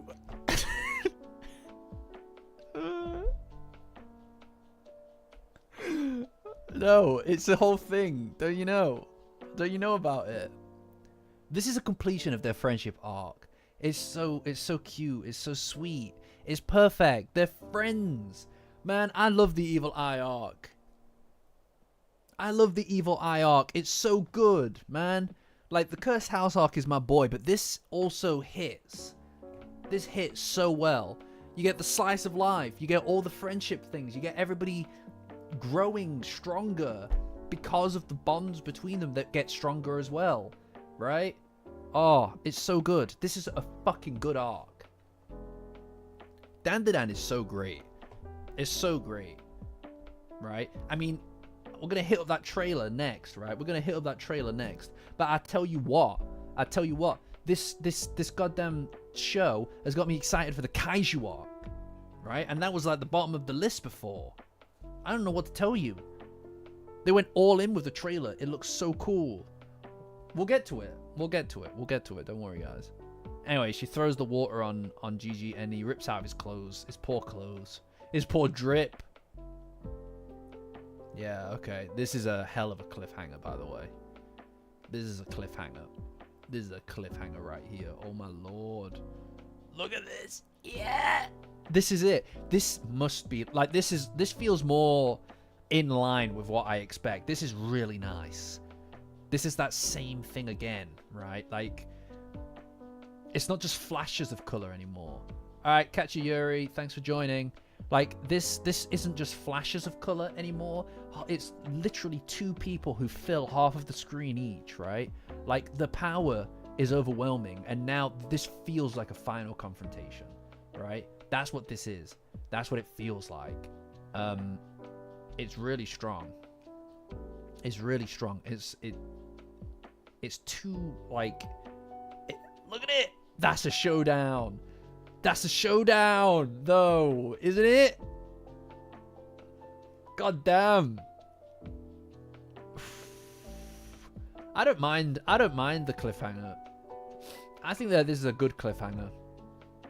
I'm glad that they you know, there's nothing wrong with a cliffhanger, guys. There's nothing wrong with a cliffhanger. A cliffhanger, it gets you in every week. It gets you excited for the next week. Yeah, no, you're right, Toaster. He looks excited to have a mate. Just looking for a mate. Just looking for a mate. Yeah, he's looking freaky. He's looking freaky. Like, this looks so good. It's excellent. Yeah, nothing wrong with a cliffhanger. You know, they're incredibly painful at the time, but they make it memorable, guys, right? Like, we've kind of, in a lot of ways, we've kind of lost the art of cliffhangers because, like, everybody just binges everything. You lose the capacity to kind of, like, have those week-to-week moments. Those are some powerful things. What, a little smooch, a little peck, just a little mwah on the cheek, you know? And there we go. And there we go, guys. Yeah, I like a cliffhanger.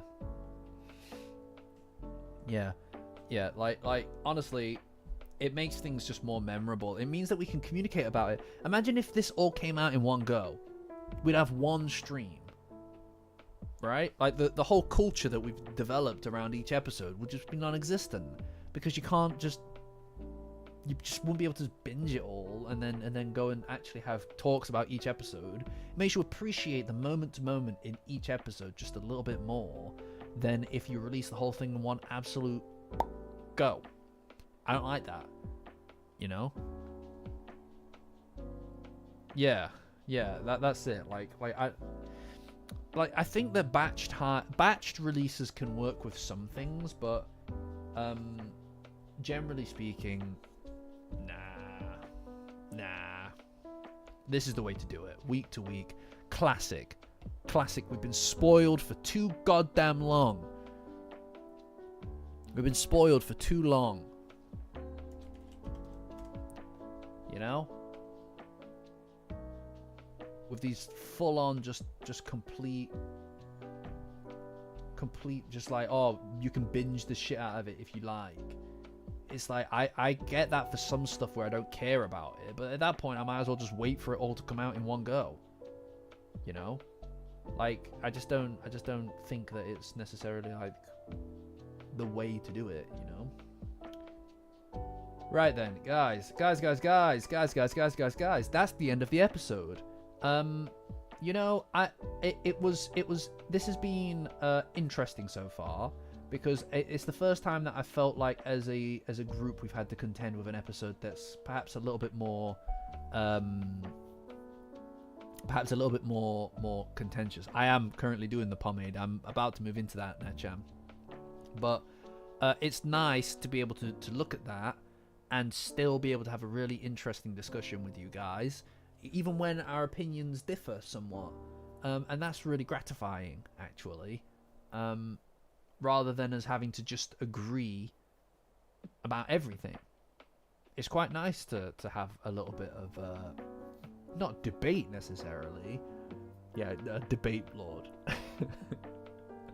Absolutely. We turn this into a debate lord channel. No, into a discussion, yes, that's crazy. That's crazy, Toaster. Yes, discussion is is the word. We're on the same wavelength too often. Apart from about the episode, interestingly enough. Yeah, exactly, Sev. So I'm glad that we could all have this conversation. It shows, you know what? I would also argue that without glazing the community too much, guys, I think that it also shows a really oh, thanks, Toaster, appreciate you. It shows a degree of maturity with this group and a willingness to entertain different opinions, which I think a lot of communities wouldn't, especially anime communities, a lot of communities wouldn't necessarily have the space for, right? Like it's my way or the highway. You get that a lot with anime communities. Yeah.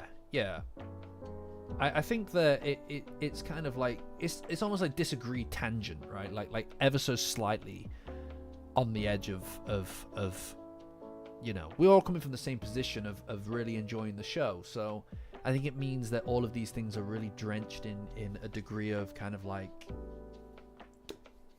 a shared kind of desire to see it succeed. And a lot of people don't necessarily have the space for differing opinions. So it means a lot to me, guys, that we as a community can be so diverse of thought and of mind, because a lot of other communities don't have that capacity, you know? And it screams to me that building the community slowly, rather than appealing to the lowest common denominator with the content, is and was the right way to go. And I've never for a second regretted that. Because even though, again, the fuel behind the growth of the channel is Seth, yes, you're a fantastic audience. The fuel, the engine of the channel is growth. It always will be. But slow growth is clearly the way to go, because it lets you tailor the audience the right way, right? And things like the memberships, the merchandise, the Patreon, the donations, they all let me do that. That's the thing, right? It means that when I do this, I can do it slowly, and I can do it the way that it needs to be to keep the community healthy, to make sure that we bring in and incentivize this kind of behavior, where we can have a discussion where we don't all agree. On the internet, that is exceedingly rare. And the fact that we can do that is, and we can still grow in some capacity, is because you guys back the channel, support the channel, whether that's just being here, donations, memberships on YouTube, or Patreon. And on that point, guys, the and obviously the merchandise, safetiesonrookie.com, guys. Oh yeah, and obviously the I can't help but stress that enough. You're quite right, Brand. The moderators, Sarah and Blissy, do amazing. Like, honestly, I can't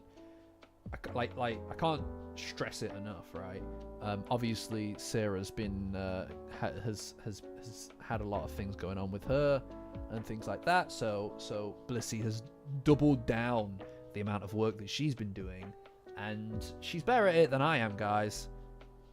She's better at it than I am, honest to fucking god. Like that. She cares a lot about this community, guys. Like, I can't stress it enough. I could not do this on my own. I swear. You've seen what a lack of moderation does to a platform. Look at Twitter. And more relevant, look at Kick, right? These platforms are a nightmare because they have no moderation, and people don't care about the communities that they're in and looking after them, keeping them healthy. I can't do that on my own. I'm also very hands-off sometimes. So it's great to have that extra support, you know? Honestly, I have the black one, and I only added the purples and stuff after seeing the quality of the actual top itself. This, again, I'm selling it. I am a biased party when I say this to you, but I would not lie to you, nor would I sell it if it wasn't. This is very nice. This is a very nice quality thing. Like, it's wild to me, because I was worried. I was worried that this was going to come through and it would be like garbage, right? But this is like thick. It's nice. It's obviously not like the most premium 100 and like odd pound thing you're going to get is a hoodie, but it feels nice. I'm shocked at how good it feels, actually, and how affordable they're able to make it as well. You know, I mean, look at that. Look how cool that is. Isn't that cool? Isn't that cool as shit? Look at that. That's so badass. That's my thing on there. Oh my lord.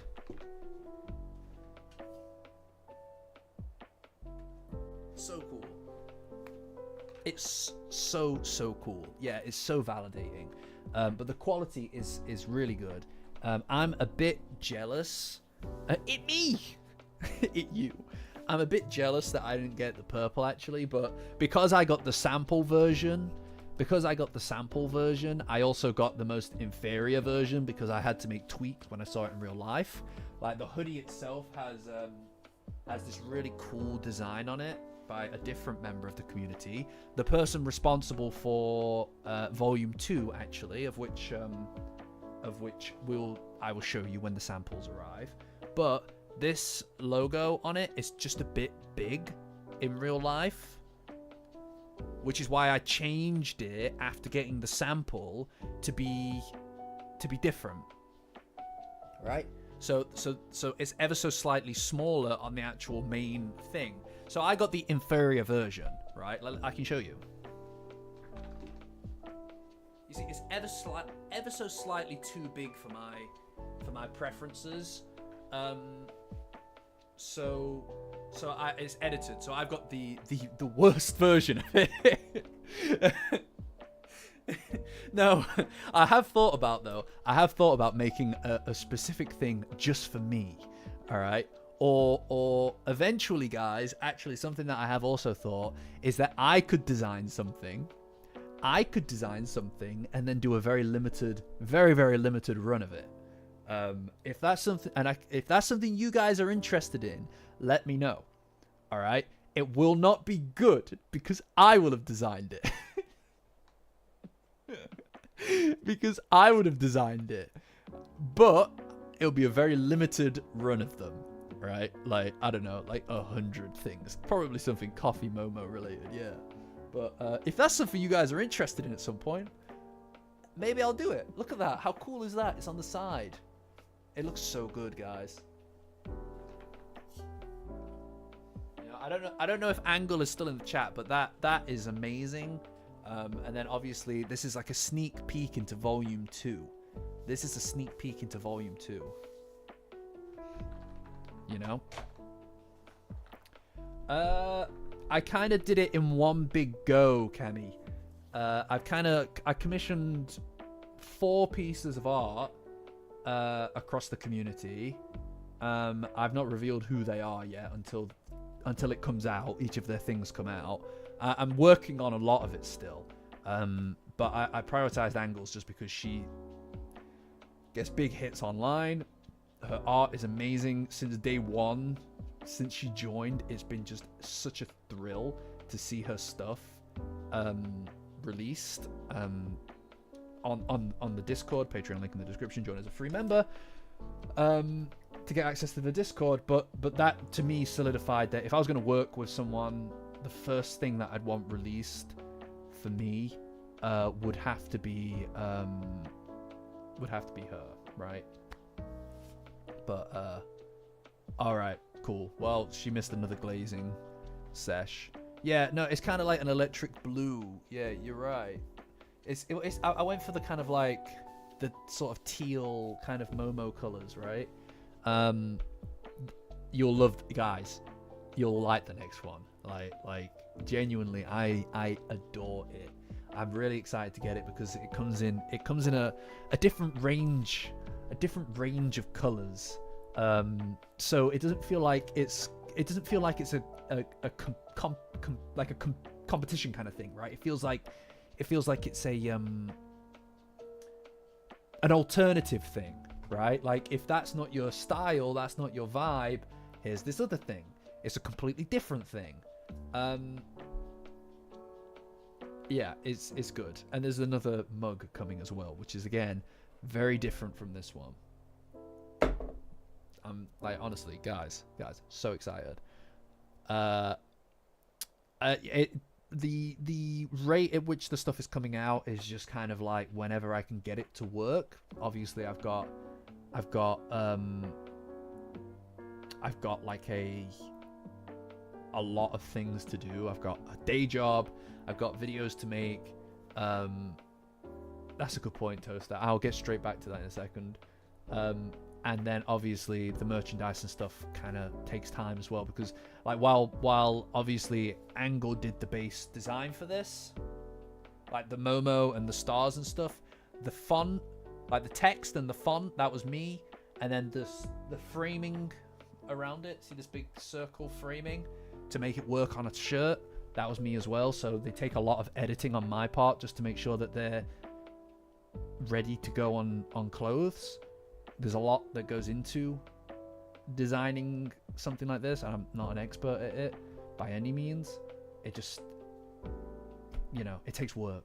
So I suspect that if I was to give you a time window, next week, so not this Monday coming, the following Monday, right? So I would say tentatively I would say the 1st of September is the date that I would maybe put that in your calendar. Unless I end up releasing content next week. We'll see. We'll see, basically. Right? I assume that there's tracking and stuff, right? It's honestly, it's just these things get to America before they get to anybody else, right? Like, generally speaking. I'm sorry, Sev. I'm sorry. Still on the way. Yeah, I can see all of the things. Quite a few people's have been delivered, but I can see that yours is shipped support. So I apologize. Anyway, right, pomade. Like I was saying, guys, before, merchandise, donations, but obviously the most reliable way, to kind of like support the channel and stuff, which so many of you are already doing, is through Patreon and things like that. And some people, the majority of people who are paying on like a rolling monthly subscription, the majority of these guys are on the highest tier, and I can't express how humbling that is and how gratifying I find that. So thank you. I can't express that enough. Thank you. So that's Angle, Burlap Sack, Danny, Fifth Gram, Mr. the Samurai Wolf Sensei. Oh my god. Oak. I'm not saying that. She's trying to fucking trick me. Support changed her name, and I'm absolutely not saying it. No, she's gonna clip it. She just wants to clip it. No way. I'll spell it out. OKAIRA space FTW. 3 exclamation points. I don't know what that spells. I don't know what that spells, but I ain't saying it. Old Toaster, Orbis, Sarah, Serpoyashi, Shogun Overlord Jellies, the Blissmeister Supreme, 0, and my boy Tim Kai. My boy Tim Kai, what a guy. What a guy is that Tim Kai. The Blitzmeister Supreme. Nice try, support. Better luck next time. You snooze, you lose. No, you didn't hear that correctly. It probably spelled something else. Right. Anyway, guys, while we have time for it, alright? Now, actually, you know what? The question is, guys, right? Yeah, no, well...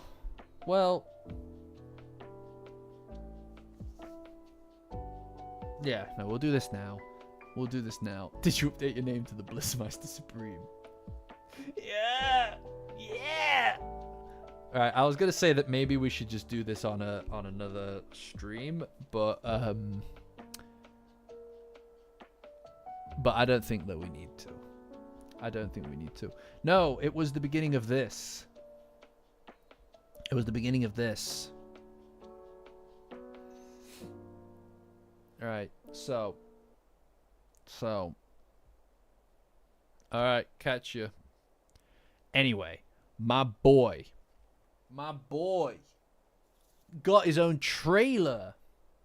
My boy got his own trailer.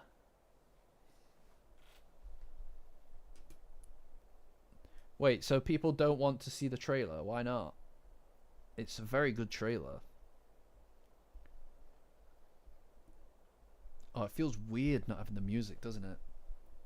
Doesn't it feel weird not having the music, guys? It's kind of unnerving, right? Does anybody feel nervous without it? Yeah, right then, guys. So, my boy, without further ado, here he is. Yeah!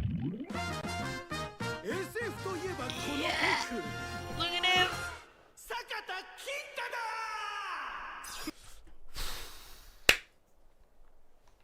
Oh, Lord, yes. Pray.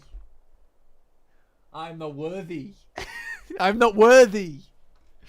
Everybody, please take the time out to appreciate your Lord.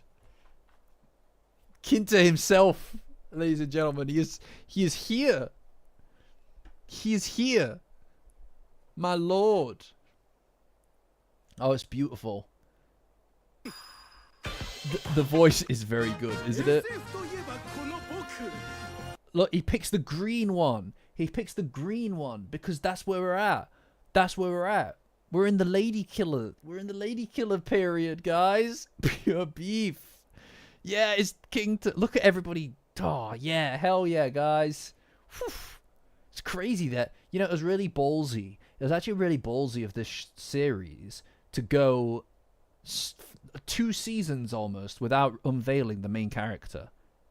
He picks the green one because Kaiju arc. You know? You know? Whew. Oh yeah, I forgot about the tier list. Yeah, I don't know. Maybe I'll get to the tier list. Maybe I won't. Look at him. So cursed. Oh my Lord. Look at him go. Look at him.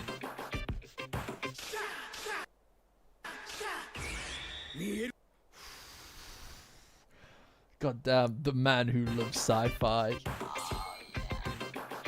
Did you hear that? Oh my Lord. Did you hear that? Did you hear the oh yeah in the background? Oh my God. Listen.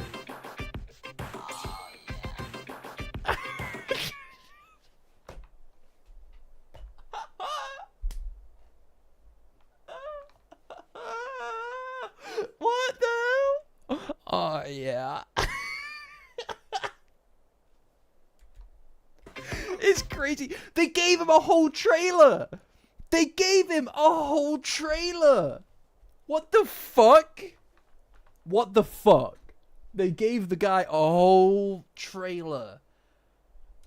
This makes me feel like it's almost like a spin-off. This looks like the trailer for a spin-off. God damn. Aw, Pickle, thank you. Thank you. Thank you for purchasing a Safety Zone Rookie mug and hoodie. It means a lot to me. Thank you. Thank you. Very excited. Everybody, when you get your orders, drop a picture of it in the general on Discord. I would absolutely love to see it. It's really gratifying for me to see it. Seriously. Patreon link in the description. Join as a free member to get access to the Discord. Also, for the record, holy shit, look at his backpack. Look at his goddamn backpack. Look at that. Did you see it? Oh, come on, man. Play ball with me, YouTube. No, he can't be caught in a box. You can't put this man in a box. Yeah, look at that. That's crazy. That is crazy. Where did he even buy that? Where did he even buy that shit? Holy fuck. Yeah, we're finally at the end of the prologue, and we can actually get the main character. Oh, can you do that? Oh my God, Toaster, you're a fucking hero. You're a hero. That's so useful. Oh my God, that's so useful. Thank you, dude.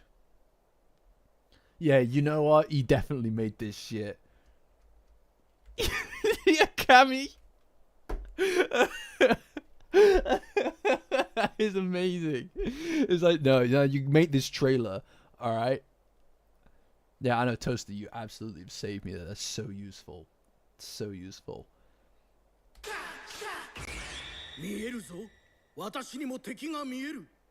His voice is perfect. It's perfect. I thought they'd go more whiny. With it, but that is like legit on.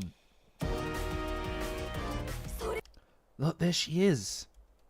There she is. Wonderful. Art. A piece of art. Yeah, no, yeah, a Toaster for sure. Yeah. I'm going on hiatus again. Yeah. Yeah, it's a, you know, it's a big topic in the group chat right now.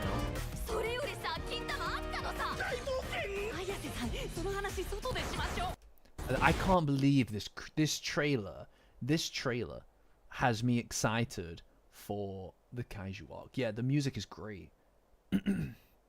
He said the thing. Hi, Oliver.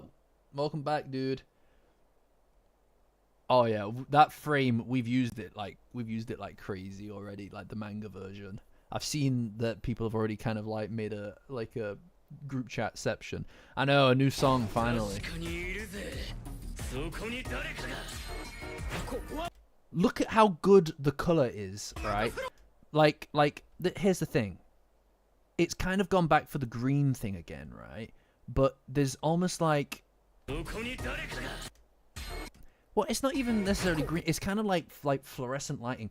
Look, you can see here, like from the apartment complex, right? This is where the lighting's coming from. It's got that dingy kind of back rooms vibe to it, right? Like, it's got that dingy back room vibes to it, and it makes it. It's just such a legit vibe to it, right? Also, I'm excited that they're going back to school and stuff. No, I don't have snot filter complaints about it because this isn't the same thing as the. This is diegetic lighting. This is lighting in the scene. You're just trying to upset me. You're trying to upset me. Look at this. You can tell that the lighting is supposed to be that kind of like really like artificial lighting from inside. And this, what they've done here with the thingy, it makes it feel like a really dingy apartment complex, and I like this because it's a vibe that I feel like you just know, right? Oh, it looks good in every scene. Yeah, the overlay, the snot filter overlay. Yeah, that is it. No, that's a really good point. It's got that kind of like alien vibe to it, you know? And he's gonna have to look. It just looks so good in every scene that it's in, and I really enjoy this kind of artistry, right? I'm really excited for this arc, which is crazy because I thought that this would be the thing that I wasn't particularly excited about, but it feels like this is the start of something, you know. We've been on the evil eye thing for a while now. Yeah, for sure, Toaster. It's got that monster movie vibe. Look at that. Look at that. This is like a 1950s kind of trailer thing, you know? Like, you could imagine one of those transatlantic kind of voices over the top of it. Do you know what I mean? That kind of like, a monster attacks, that kind of thing, you know? It's got that vibe to it. Look at it. Look, space kaiju attacks. It's fucking amazing. even the eye, right? Like, look at how good that looks. But this is it. Look at the lighting. It feels like it's not just here, it's everywhere. And that's what's lighting the scene rather than just a one whole thing over the top of it. It feels like it's all the oh no, it's so good. It's so good though. Yeah, it looks good. Damn. It's like this actually visually is one of the more interesting things that's been in Dandadan. It is weird that the horns have changed, for sure.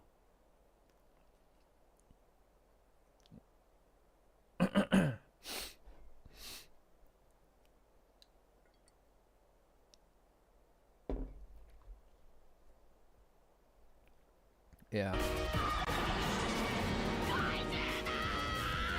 Look at it. Oh, man. All out battle. Yeah, all of these are so good. That is a classic. This is a classic Acro Silky angle, right? They've used this so many times. Like, I think this is like the 3rd time that they've done it, or maybe the 4th time actually. I like that continuity for her powers, right? It does feel like an old horror film. They've really gone all in with it. You know, like the amount of kind of like blur, like overlaid blur on it really makes all the colors look like they're bleeding in that kind of way that you'd get in film. Do you know what I mean? Like this kind of like lens, not flare, but the blur that overlays it feels like old film. You know, a lot of bleeding of the colors. Yeah, it feels like a legit Godzilla thing. And you can tell, like, it's so soft. The colors are so soft.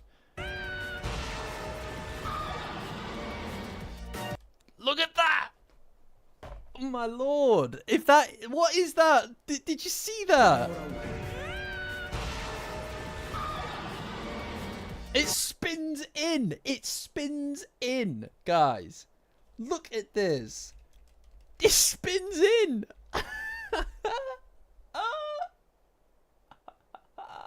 It's amazing. What the fuck? Look at it. That's crazy. That is so cheap. It's so cheap. It looks great. Yeah. No, I think that it will. I don't think it will end with that shot. I think that it will. It'll end with the setup of the Kerr. You know. Yeah. No, it's cheap, but like intended. It's like intended to look that way. It's going for that kind of almost camp aesthetic, right? Like that's what it's aiming to do. Is that it's a recreation for sure, and it looks great because of that. That's crazy. What the fuck? Has it always done that? Yeah, it looks great. The animation looks so good as well. They've clearly gone all in on this. Right? Like if this is I feel like this is kind of like a a staple or signature. Has it always done that? Like this kind of feels like a statement about what's to come. Right, like with the quality of what they're trying to go for. This feels like they've married up a lot of what we've already seen in Dandadan, like the first season, all the plot development and things like that, with all of the colors and everything from that, like all the more advanced kind of usage of color from season 2, and they've kind of married it up together with like because the Kaiju arc in a lot of ways is basically just a prologue to the Space Globalist arc, right? It's like a prologue to it, basically. It's a what's to come. It sets up a lot of stuff. And I feel like that's what this is. It's kind of... That's why they wanted to go all in with this, because they want you invested in what's coming. Like, they want you invested in what's coming, because that's where Season 3 is. You know, that's the season 3. And I'll tell you what, if they hit the kaiju arc and make it really good, because this has always been at the bottom of my list, like down there with Ombudsman. If they really smash this out of the park, I've nothing. I absolutely bow down to the supremacy of Science Saru, because the kaiju. Look at this. Look how good that looks. Yeah! Look at it! こいつの名はグレートキンタ菩薩ゼータバージョン。今お前を名付けたぜ。この俺がな。Look at it, man. Hey, it's the banner. Yeah, that's mine. I did that. Kinta is actually so cool. I'm when I first right. This is the pipeline that we went through. As a group, as a community, this is the pipeline that we went through. We started not liking Kinta. I started not liking Kinta. Then we started ironically liking him. I made him the first tier membership icon. And we had an army. We had an army of Kintas. And over time, I started to actually... I liked him ironically, and I would point him out ironically. Then I started to kind of like take notice of him as a character. He did some really cool shit in the manga, and over time I just started unironically thinking he was amazing.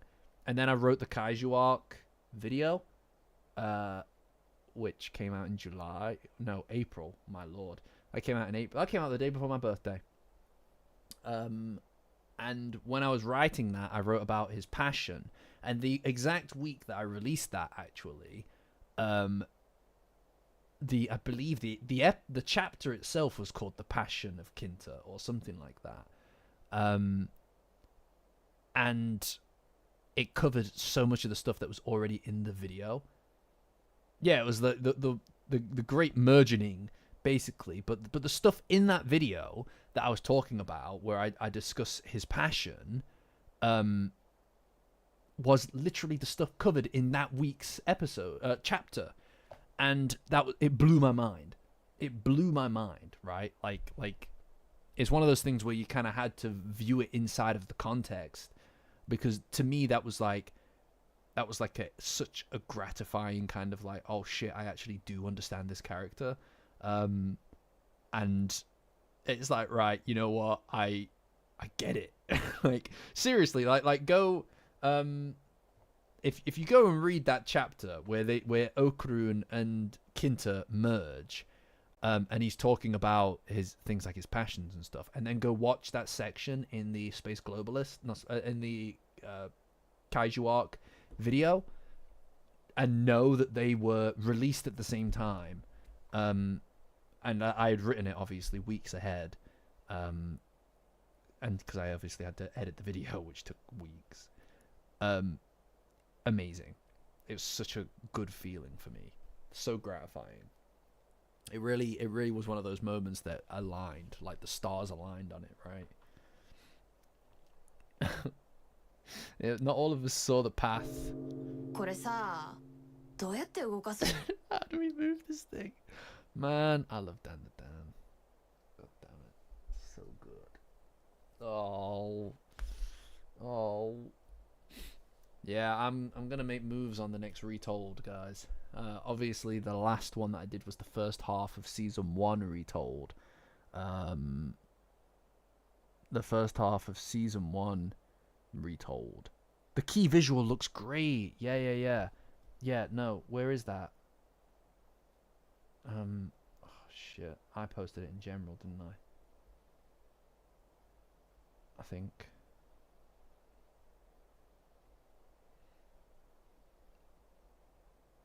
Yeah, there it is. There it is. Look at that. Is it really low quality, or is that? God damn. I know, this guy, this Kinta, look at him. That's a poster. I need that as a poster. Yeah, I know. There's gonna be another thing up there. Oh, I don't know where to put it though. I could put it right next to it there, but then my lamp is in the way. It looks so good. Yeah, and then there's a tiny little Ludris down there as well. I need that. Yeah. I need to find make room. Yeah, I'll make room for it. I suppose I could just put it up next to that one, right? Like I'll figure it out. Don't worry about it. That is so good looking. It looks amazing. It looks amazing. Genuinely. You know, like it will really add a vibe to the room. You know, I'm putting this to, yeah, I'll just shift that one along a bit. Yeah, I'm putting this place together. You know, really, I'm gonna be honest. Like me putting this room together really started with that disc plate. You know, it really started with that disc plate, which obviously was a gift from Blissy. Thank you. So the fact that this room doesn't look like shit right now is partially her, so thank you. You know, and now look, we've got a light. We've got a little light up there. Look how good it looks. You can see all my stuff, all my manga. You know? I'm telling you guys, this whole setup is going to be, I mean, admittedly, like there is a pile of literal like just crap in this corner on my desk. You can't see it. It's just hay fever tablets and paracetamol. All right, Oliver, thanks for joining, dude. Yeah, it's I'm really excited for the Kaiju arc. Crazy, I know. Never would have thought I'd say that. Never would have thought that I'd say that. You know? But here we are. Excited for the Kaiju arc. But my point was, before talking about that, was going to be working on some retolds very soon. I've got some ideas for other pieces of content, shorter pieces of content that I am wanting to get released. Written up and released relatively soon. I'm going to be away for the first week of September, so if I could get something out before then, it would be sick. But we'll see. These things maybe aren't guaranteed to align, but that's just how it is sometimes, you know? But everything is credited to the... No, not everything. But I am going to be working on retolds as well. And I've obviously got the Season 1 Part 2 to do. And then the big one, the Space Globalist arc retold, guys. I'm going to get on it. Don't worry. But it needs to be perfect. You know? It needs to be absolutely perfect or there's no point in doing it. Because it really is one of those things where it's like, yes, the idea of getting it done and out there is a thrill. But obviously it's going to be out there forever, right? But I've got a lot of different ideas that I'm currently working on in the background. So just trust me, guys. These things take a lot of time, right? Like these things are going to take a lot of time. But I hope that you're all willing to stick around for that, because I'm excited about it. You know, like, even though the season's close to ending, guys, and I know that's hard, that's a bitter pill to swallow, that the season is close to ending. However, that doesn't mean that what we're doing ends. What we're doing just keeps on going, keeps on rolling. No, nobody does. Some people still go on that and comment. Some people still comment on the GG video about how they still don't like him. But most people... We've gotten to a point now where people on that video will just comment something to the effect of, I don't think anybody hates GG, and it's like, well, they did. Like, they did for a while there. But that's okay. You know, everybody wants to rewrite history so they were on the right side of it. And that's fine in this case. But I guess that is everything. But while we're here, while we're here, we might as well just do a couple, right? We'll do maybe one or two. Maybe just one. Maybe two. I don't know. They're never going to stay in order. They get refreshed every time I come back on here. Yeah. Right. So guys, right. Are we happy with where we're at? Right. I see people want to move episode 1. I think I'm inclined to I think I'm inclined to agree, but I'm only moving episode 1 if I move episode 2 as well.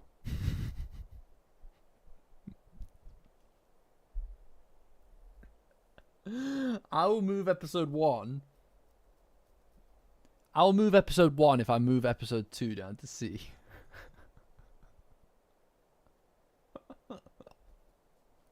A worthy sacrifice. Oh.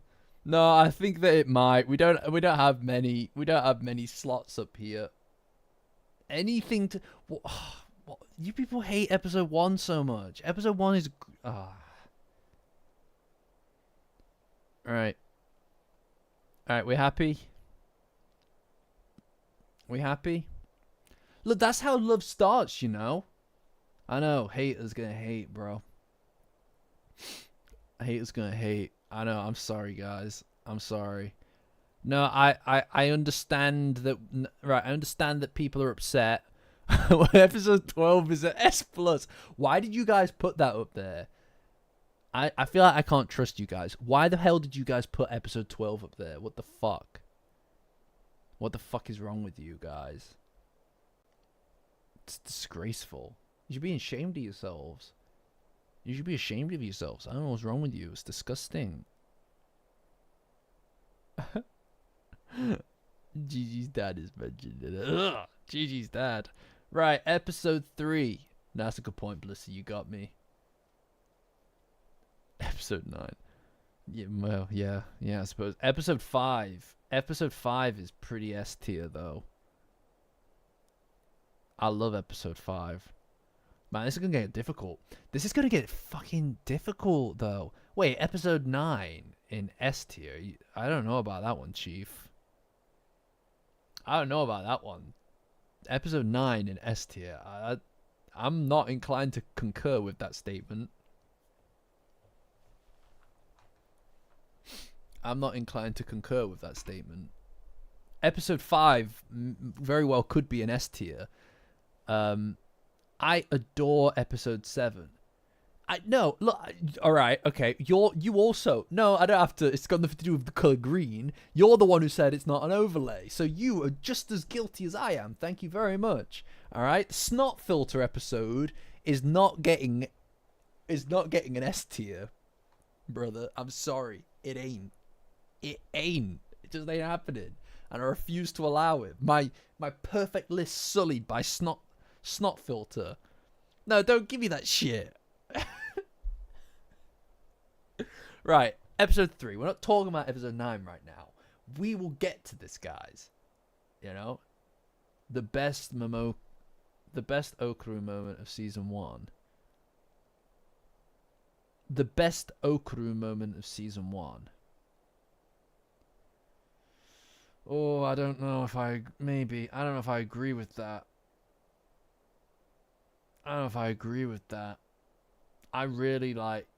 I really like the moment where he realizes how he feels in episode 11. That's my standout. That's my standout moment. That's my standout Okuruma moment. Is when he realizes how he feels. I love episode 10's Momokuru moment, but oh shit! You know what? That's a good point. We got no music. God, good lord! I thought something felt really spoopy. I'll find a new song and a new way forward.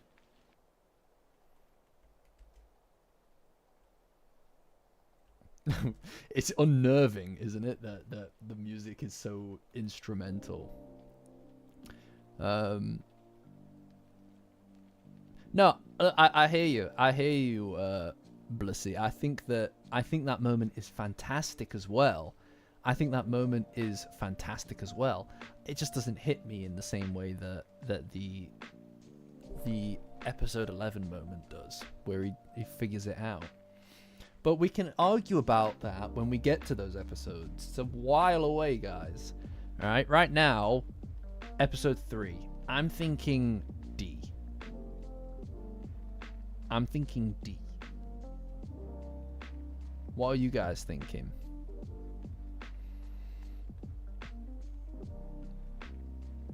Yeah, well, I think that this has been figured out. This has been weighted after all of the episodes have been released. Yeah, I'm inclined to say D. Yeah, no, right. Yeah, no, I hear you. Blissy, again, I don't disagree with what you're saying, right? I'm not saying that would put episode 11 over episode 9, but I think that moment, if we were to rank the moments anyway, the moments, I would maybe put that above the moment in episode 9. Maybe. I don't know yet. I'm not editing the tier slots. Absolutely fucking not. I think it's a D tier, and I would love to give you, you know, fine, screw it. We'll do a poll. God damn it. I have to type. I hope you're happy.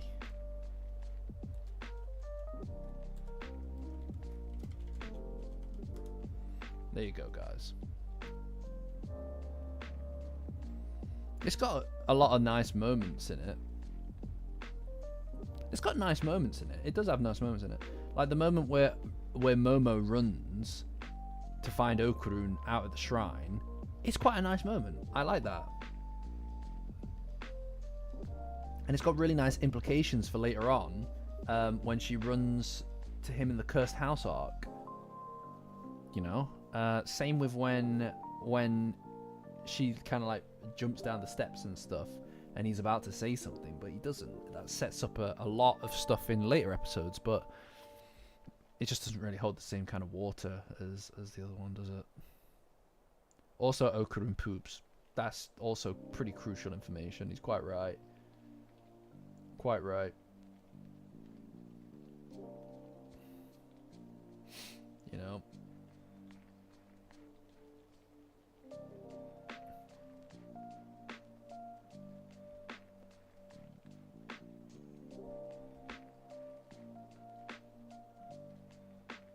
Yeah, this is the Okurun Poops app. A tier. S plus tier. Absolutely like cursed. Although this also has the train bit where I like that as well. That's a cute moment. Right, you're all sick. You're all sick in the head. You're all sick in the head. Come on, guys. Only 8 votes. What's wrong with you guys? Who's sitting on the fence? Who's sitting on the fence here? Contribute. This is why I took away the democratic process from you absolute apes.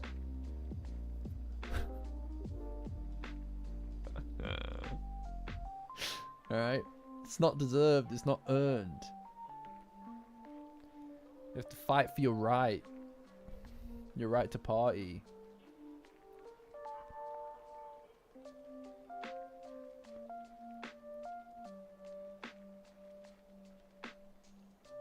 Move home. No, nobody Vamnola me.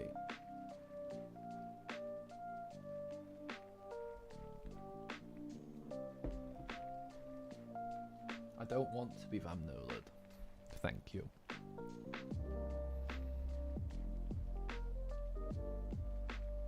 Right, that's it. You've Vamnola'd me. I'm gonna drop episode 2 down again. I'll drop it down another rank.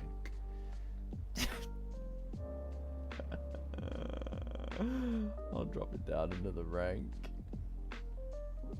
Damn, you guys have been working hard in the emoji lab. Holy shit. Yeah. Yeah. What the fuck? That's crazy. Right, we getting some really good Ida emojis in here. Damn.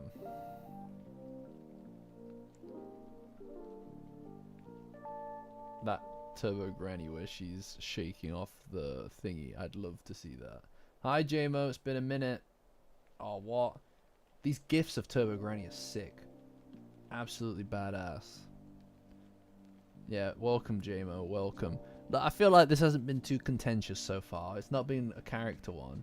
There have been a couple of, you know, I'm telling you lies. I'm telling you lies. We've argued about everything from the get-go. We've just been arguing this whole time, if I'm honest. The episode 2 conundrum, really. We got 2 episodes in. We got 1 episode in. Everybody was bitching and whining about where episode 1 should go. Alright, we'll do one more episode. We'll do one more episode, alright? Episode 4. Good one. Absolutely a good one. But how good? How good is episode 4? It's pretty good. It's got to be like... I think it's probably a B. Yeah, I think it's probably a B. You know, it's not that it doesn't deserve to be an A. It's just like we've got a lot of really good ones. We've got a lot of really good ones. You know?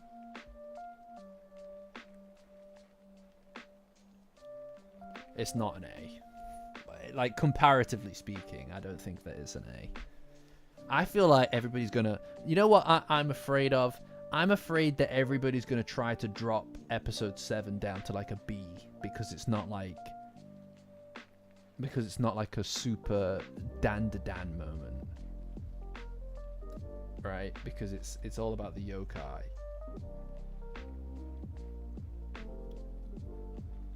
And that's what I suspect that's what's going to happen to episode 7.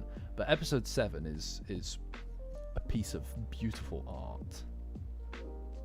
It's a piece of beautiful art. I could see an argument for episode 4, manufacture drama. I'm not trying to manufacture drama. I'm just saying I feel like that's what's going to happen. I'm afraid that that's what's going to happen. Manufactured. That's all we do here. This is a drama factory. Thank you very much.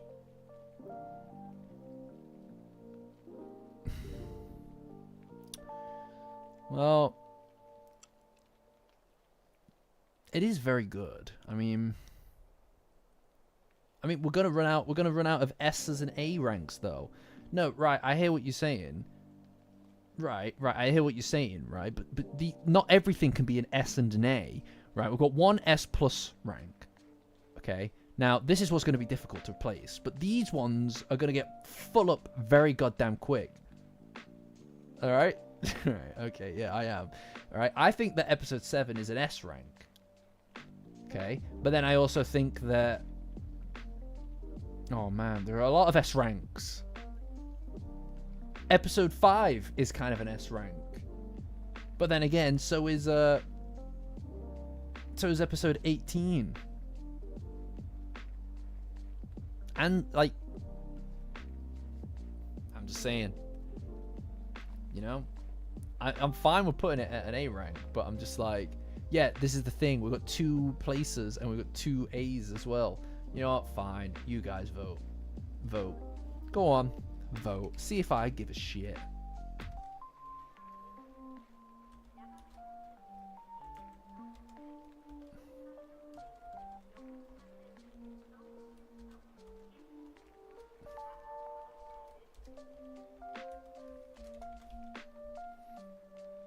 I'm not editing the tier slots. This has been scientifically designed. This has been scientifically designed to maximize my enjoyment of this process. This has been scientifically designed. And I'll also have you know, I didn't come up with this numbering scheme. Does anybody want to specify? Does anybody want to contribute and let the audience know who came up with this numerical system?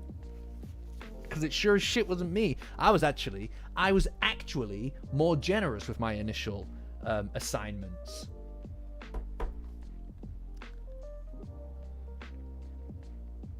You voted wrong on accident. What? Why?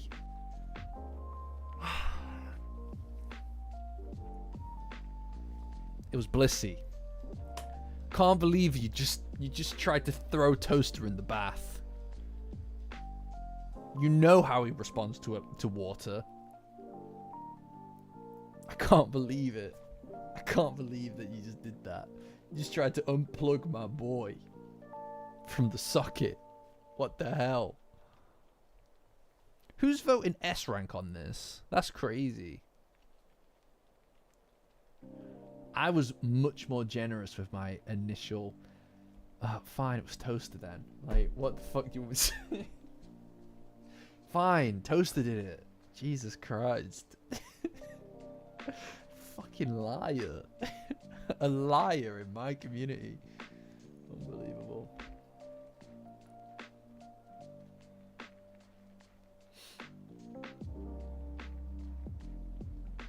Right, so it looks like we're gonna put it there then. Well,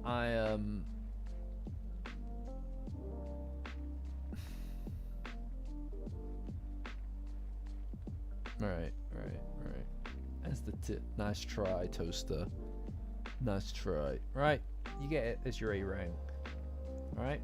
Don't come crying to me when you're all bitching and whining about wanting to move it. Maybe I won't. Maybe I'll leave it there forever. Maybe I'll just leave it there forever. Then see. Then see. Please move it down to a B. It's just such a B episode. I'm like, no, I don't think I will. I don't think I will. Maybe I'll just fucking leave it there. Maybe I'll just fucking leave it there. Just to show you guys when you... Oh, but we don't have a... Now we have to choose whether or not episode 5 or episode 18 are going to get thrown out down to B rank. Well, tough titties. Tough titties, bro. That's on you. Don't fucking... Don't... You should listen.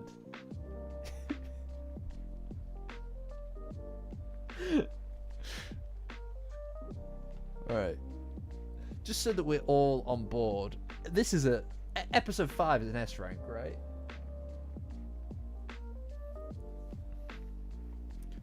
Yeah, we should just do another one here, right? Episode 5, is that an S rank? I mean, not every stream is going to have not every stream is going to have the trailer, right? Okay, it looks like we're on an agreement. Yeah, see, I think this is where I also am inclined to agree. This is like such a good episode. Yeah, that's rank. All right, Brand, thanks for joining, bud. Yeah. The kiss. It is a kiss as well. It is a kiss. It's been scientifically proven to be a kiss. So that's where we'll leave it. This is where we are so far. Okay. We have 1 S rank left and 1 A rank. And then also 1 S plus. So things are going to get really difficult really quickly. No, absolutely not. No, absolutely not.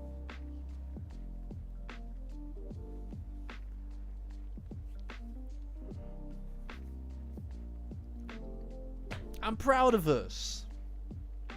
I'm proud of us, guys. I know that you guys got really argumentative back there. I don't know why. But I'm proud of us, you know? I'm proud of us.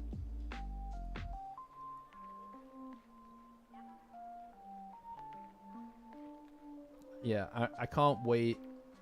I can't wait for someone to make that, I can't wait to see that, you know, that hello human resources meme, right? It's like Okurun walking into Momo and then they kiss. It's like, oh, you're sweet. Gigi doing it. Hello human resources? I don't want to drop 7 down to a B tier. Why do you think that? I didn't even say that. I said I'm scared that other people are going to want to do that. I think episode 7 is a work of art. Go and watch the final chapter. Go and watch the final chapter of the season 1 retold. You're fucking crazy, Jellies. Now that is controversial. I cried like a baby watching episode 7. I'm not trying to incept that into people's heads. What a fucking ridiculous notion. Like, as if we aren't going to get to this question eventually. It's not incept.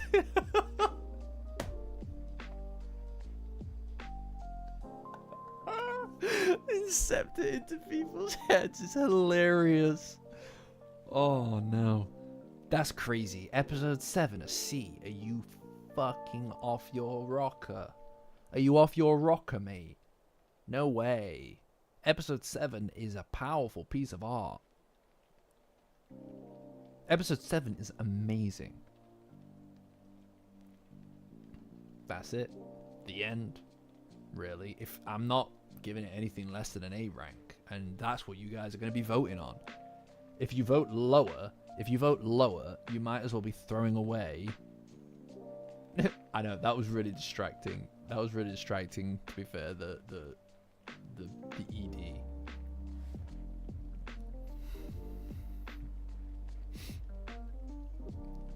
The first half is beautifully animated, though.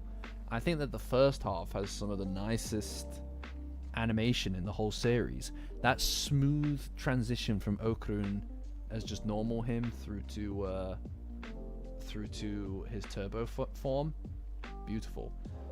All right, Eric, thanks for joining, dude. Damn, it looks like episode 7 is going to be controversial. It's like it's going to be a controversial topic for us. I personally, I refuse to drop it below an A. I refuse to drop it below an A. And even then, I think I would prefer it higher. I think. But I don't think people are going to... Yeah, see, this is not an Inception thing. You see what I mean, Toaster? I know that there are crazy people. Yeah, I am putting rank on this. It's not going below an A. It's not going below an A. Simple as that. End of story. All right. You got no A ranks left because that's the other one that's gonna go there. It's not because I said it first. Jellies is as controversial an individual as because you said it first. Yeah. I make my own ops. I design them in a computer and then I print them out. Yeah, that's me. You hadn't brought it into her head. Like she heard me say it, and then she was like, "Yeah, no, you know what? I do fucking hate that." No, you know what it is? Half of the people who are going to be asking me to drop it down a rank to like C are going to be the same people who were bitching and whining about the fact that I gave Akra Silky's daughter like a D rank or something like that, or something like that. Like they're gonna be the same people. I gave her stupid daughter a D rank. I'm joking. I didn't mean that.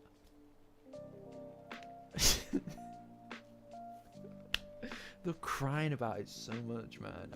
Every week. Now, every week I'd have to show up and I'd be like, "Hi guys, what's going on? Do you want to rank some characters?" And then everybody would be like, "Oh, why don't you put her in S+ rank?" No, you guys are ridiculous, by the way. Back before the finale, they were like, "Oh no, drop Okarun and Momo down to an A rank so that they can be together, and then pop Ida up to an S+ because it's more important that they're together." What an upsetting way of looking at the world. It doesn't matter. It's past tense. Thank you, Blissy. Thank you. She didn't do anything, man. All she did was laugh and then she screamed. It's like the end. she's, you know what I mean? Like, as a character, it doesn't matter. Doesn't matter. It's gone. It's over. We did that. All right. We did that. We completed that mission. It's gone. It's over. Good. Well, I'm glad to see that so many people feel comfortable speaking the truth now. You know, that makes me happy. To be fair, Nachan, you've pretty much always been on this boat, though. You know. Yeah. Well, she is a mechanism in the story more than a character. You know. She is the object of loss.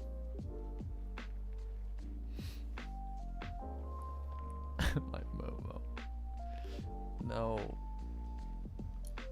No, don't. I don't want to hear it. If I was ranking no, yeah, there you go. Yeah, get rid of that comment. Hell yeah. Shouldn't have posted that thing. That monstrous comment. 3 times at least. At least 3 times. Yeah, no. Nachan, I saw them.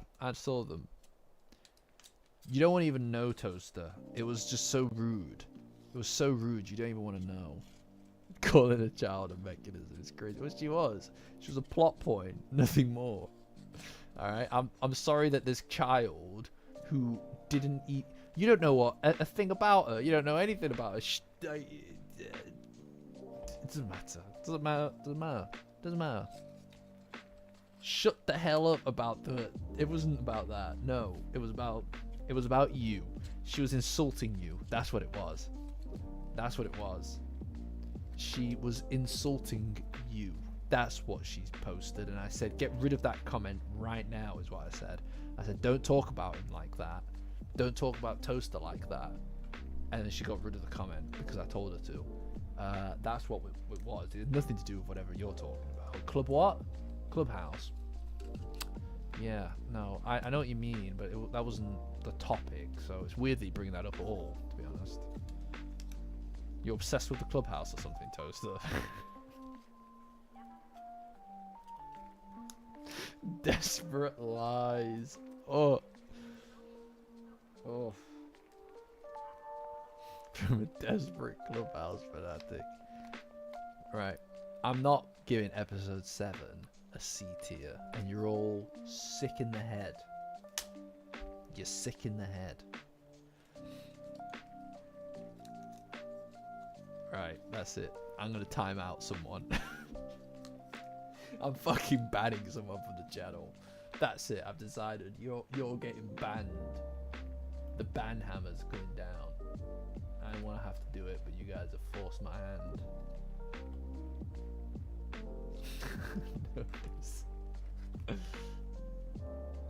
Yeah. Anyway.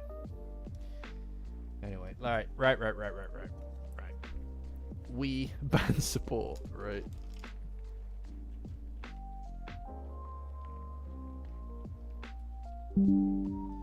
Got that screenshotted. Got that one screenshotted.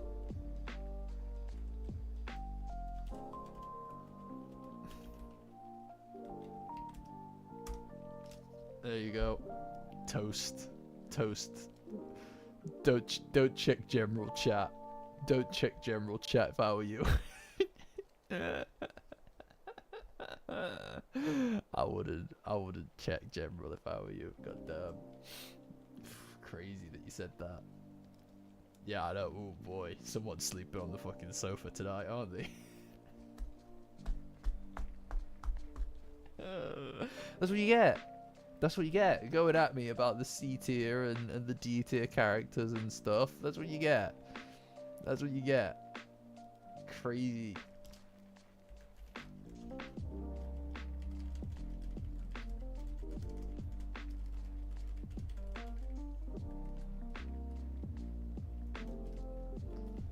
Unbelievable. What an unbelievable thing to say, Toaster. What an unbelievable thing to say. I can't believe that he just did that. Hold on.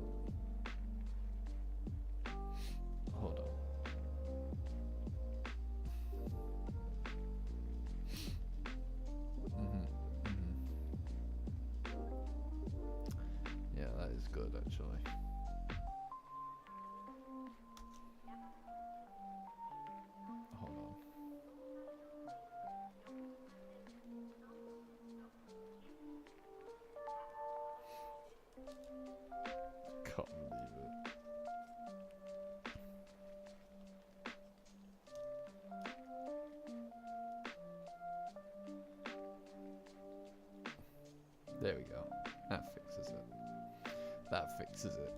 I'm gonna ban Toaster now. No, it's Jellies. If Jellies was running the shop, then we would have banned him by now.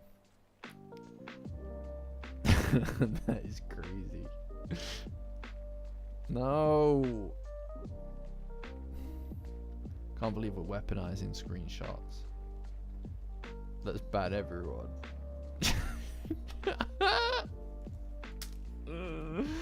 That is crazy. That is crazy. Let's ban everyone.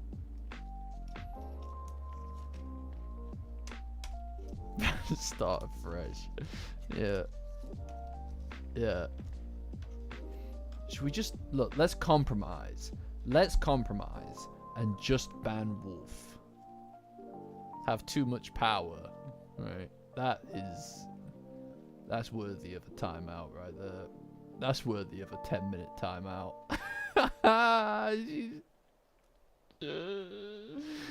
You don't get to make that comment and not get timed out, Jellies. I'm sorry. That's on your permanent record as well. The fact that you got timed out is on your permanent record. Let it be known.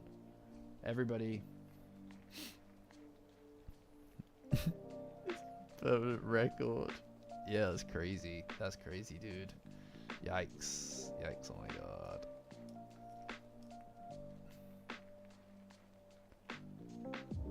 Yeah. What do you think? What do you think? Guys, they're going crazy. Yeah, no, it's pretty wild over there. Hey group, banning Wolf. Yeah, we might need to ban Wolf. Sorry, Wolf.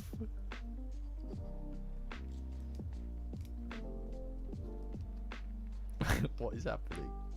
None of you can ban anyone. Only I can ban people. So what does it matter? I can ban anyone and nobody can ban me back. I'm literally invincible. I can't die.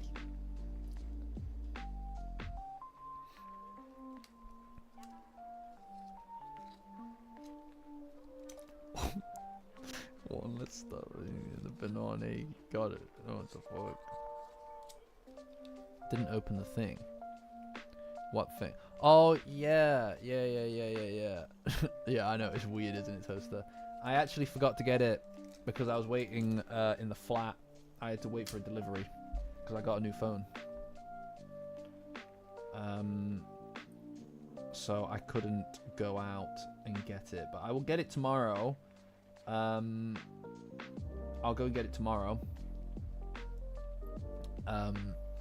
It does not fold. Thank you very much. It doesn't fold. Right, you've upset me. You try to ruin this for me. I'm trying to share a new thing with you that I got, and all you want to do is hurt me. You mean like this? Like this one? This piece of fucking garbage. You're upset. It's actually got under my skin. It's actually gotten under my skin. I'm fine. I'm fine. Ugh. Hi, Isaiah. I'm sorry you had to see that. Yeah, no. It had a warranty. I just didn't have insurance on it. I got a nice, easy S23. It's not the newest phone on the market, but it doesn't need to be, right? I was this close to getting a S25 Ultra, but then I realized literally what for? Like, why would I need that? It doesn't even fit in your fucking pocket. And then I came to the conclusion that I'm being manipulated. That I'm being manipulated by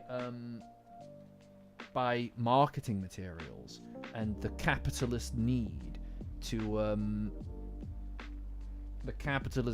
consume the newest thing, you know. And then I also came to a further conclusion that I want to refuse to the best of my ability. So I got a second-hand S23 because it was a margin of the price, and it's fucking basically brand new. It's like what the hell? Like, I don't need whatever it is that they're trying to shovel down my throat, you know. I reject it. yeah, it's great. This is beautiful. This is really nice. Who needs a ultra or whatever the hell? Like, what am I gonna use it for? What am I gonna use? Like, do you know what I mean? I'm not exactly gonna edit on it, right? Like the money that I spend on that, I could upgrade my PC. Well, yeah. I mean, unfortunately, there's no way to break free of such things. But we can definitely try to minimize. We can definitely try to minimize it, right? Like, there's a whole different thing. I don't want to talk about that. This is not the venue to talk about that, you know. But I need a new processor. Honestly, there's not really anything worth talking about in my PC. It's just there's a lot of junk. The only thing worth talking about is my GPU. My graphics card is a 5070, which is very nice, which I've been enjoying.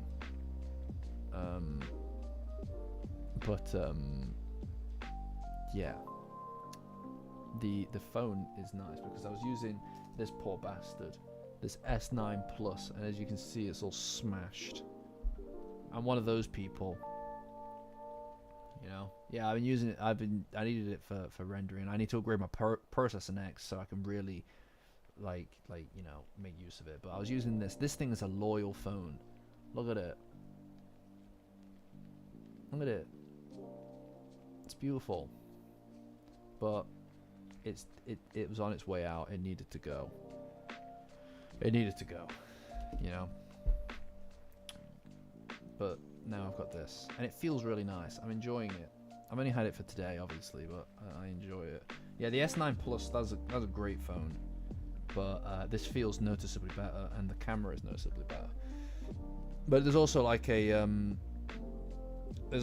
the potential that if I do need to stream in a vertical format, I can just easily do it, right? If the requirement came about. I'll tell you what, the color on this is way better than the color on that. Because this actually looks like me, whereas that does not. That I look cold in that. Yeah. Yeah.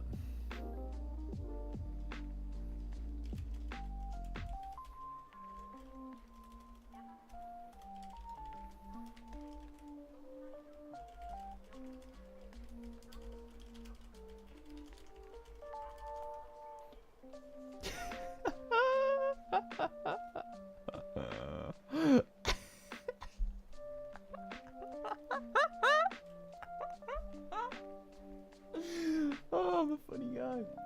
I'm a funny guy. I'm a funny guy. I'm a silly guy. What are you gonna do? Hi, Oliver. Did you see what I said, Jellies? Did you see what I said? Yeah, yeah.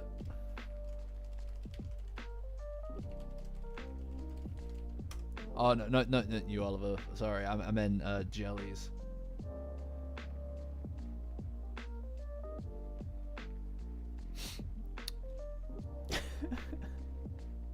All you can do is watch. It's very funny.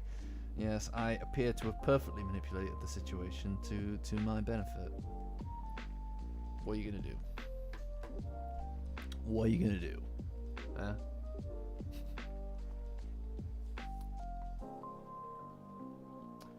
Right. Anyway, right. Let me just cover what's going on with the channel before I finish up. Right. So, naturally, content.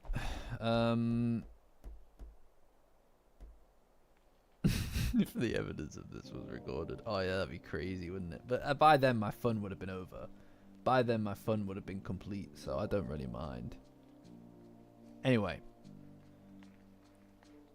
In fact, I'm done with it now anyway. I'm done with it. Wipe the tapes. Yeah, I could just easily not upload this if I wanted to. Or snip this bit out. It'd be really easy. I'm not going to because it requires far too much work. But anyway, look. Talk about the channel. And then we can hit it, right? So. That last episode, despite the fact that it didn't really, like, hit with me, did inspire me to think about writing something.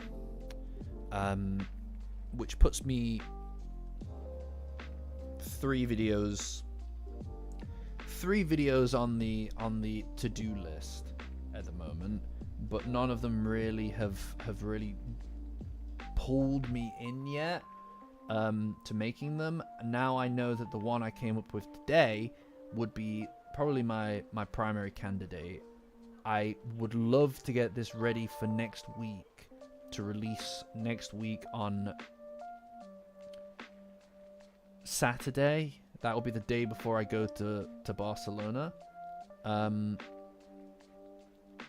That would be quite nice to be able to round that off by then. And then when I get back, I can worry about making the next video before the end of the season. And then I can start working on my 3rd piece of content, which is going to require some work as well. So right now, I've kind of got a loose template of things, but it requires a lot of work, right? All right, that's good. I'm glad to hear that, Oliver. Like I'm not gonna have really any time to do anything in Barcelona because I'm there for work, but it'd be nice to be somewhere else. Maybe repo this week. It depends how far I get in tomorrow. I mean, to be honest, I'm not going to be writing at midnight or anything if I am doing it. Maybe tomorrow. Maybe tomorrow evening could work. Stay tuned if I get some writing done, because I'm giving myself a week to do it. That means that I'm not doing it in 3 days, right? And editing it shouldn't take that much time. So if it's a 20-minute, it shouldn't take that much time, and I could really conceive of it being like 16 to 20 minutes, same as some of the other stuff that's been released. Yeah, I mean, look, this is one of those things where it's like, I'm kind of in a position right now where it's like there is an element of I mean, to be fair, this week I haven't really done that much channel stuff, right? But I am generally a bit stretched thin with some of this stuff, and that's fine, because it's really just this period of time. It's just like one last push, you know. Like, I can't express how good for the channel and the community season 2 has been. The boost that the channel has gotten over this period of time is beyond what I could have conceived of it being, and it's been very gratifying for me. This has been an incredibly creative period of time for me.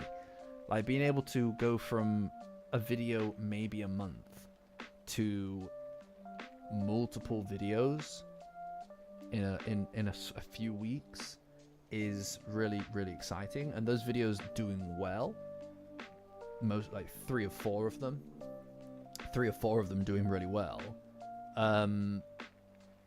has also been really gratifying for me. It's obviously a pace that I can't keep up with forever, and that's fine, because my bread and butter is mainly the longer format content, right? But I do think going forward, generally speaking, I think I will try to blend in a few extra kind of like shorter pieces of content, especially as I start to dip my toes into other things, because that's just the way this is going to have to go to continue growing the channel. And there are other things I'm interested in. It's just Dandadan's been very good to me, and it's kind of my obsession, right? I'm glad to hear that too, Brooke. Yeah, the shorter ones are really nice to do. It's very nice to just pick a topic. I've got a bunch of different things I would just love to write about. It's just it always comes with the price tag of then turning that into content. You know, I want to make more posts on the channel as well, like text posts. I want to start using the Patreon as a way of kind of connecting with people, reminding them that I exist, kind of like almost like a mailing list in a way. And then also, like, because I haven't even really marketed the merchandise.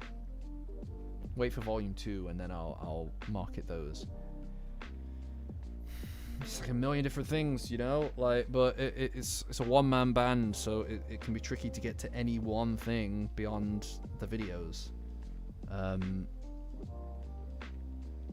Yeah, I don't know. It's a busy time, but I mean, I'm invigorated by it.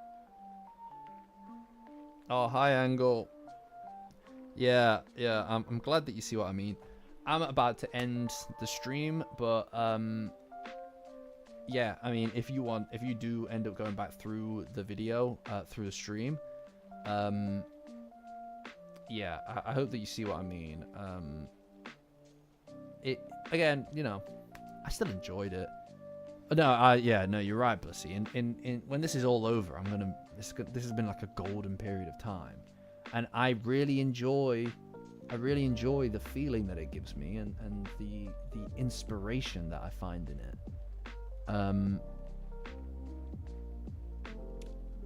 It is what it is, right? You know? Anyway, guys, I'm gonna go now.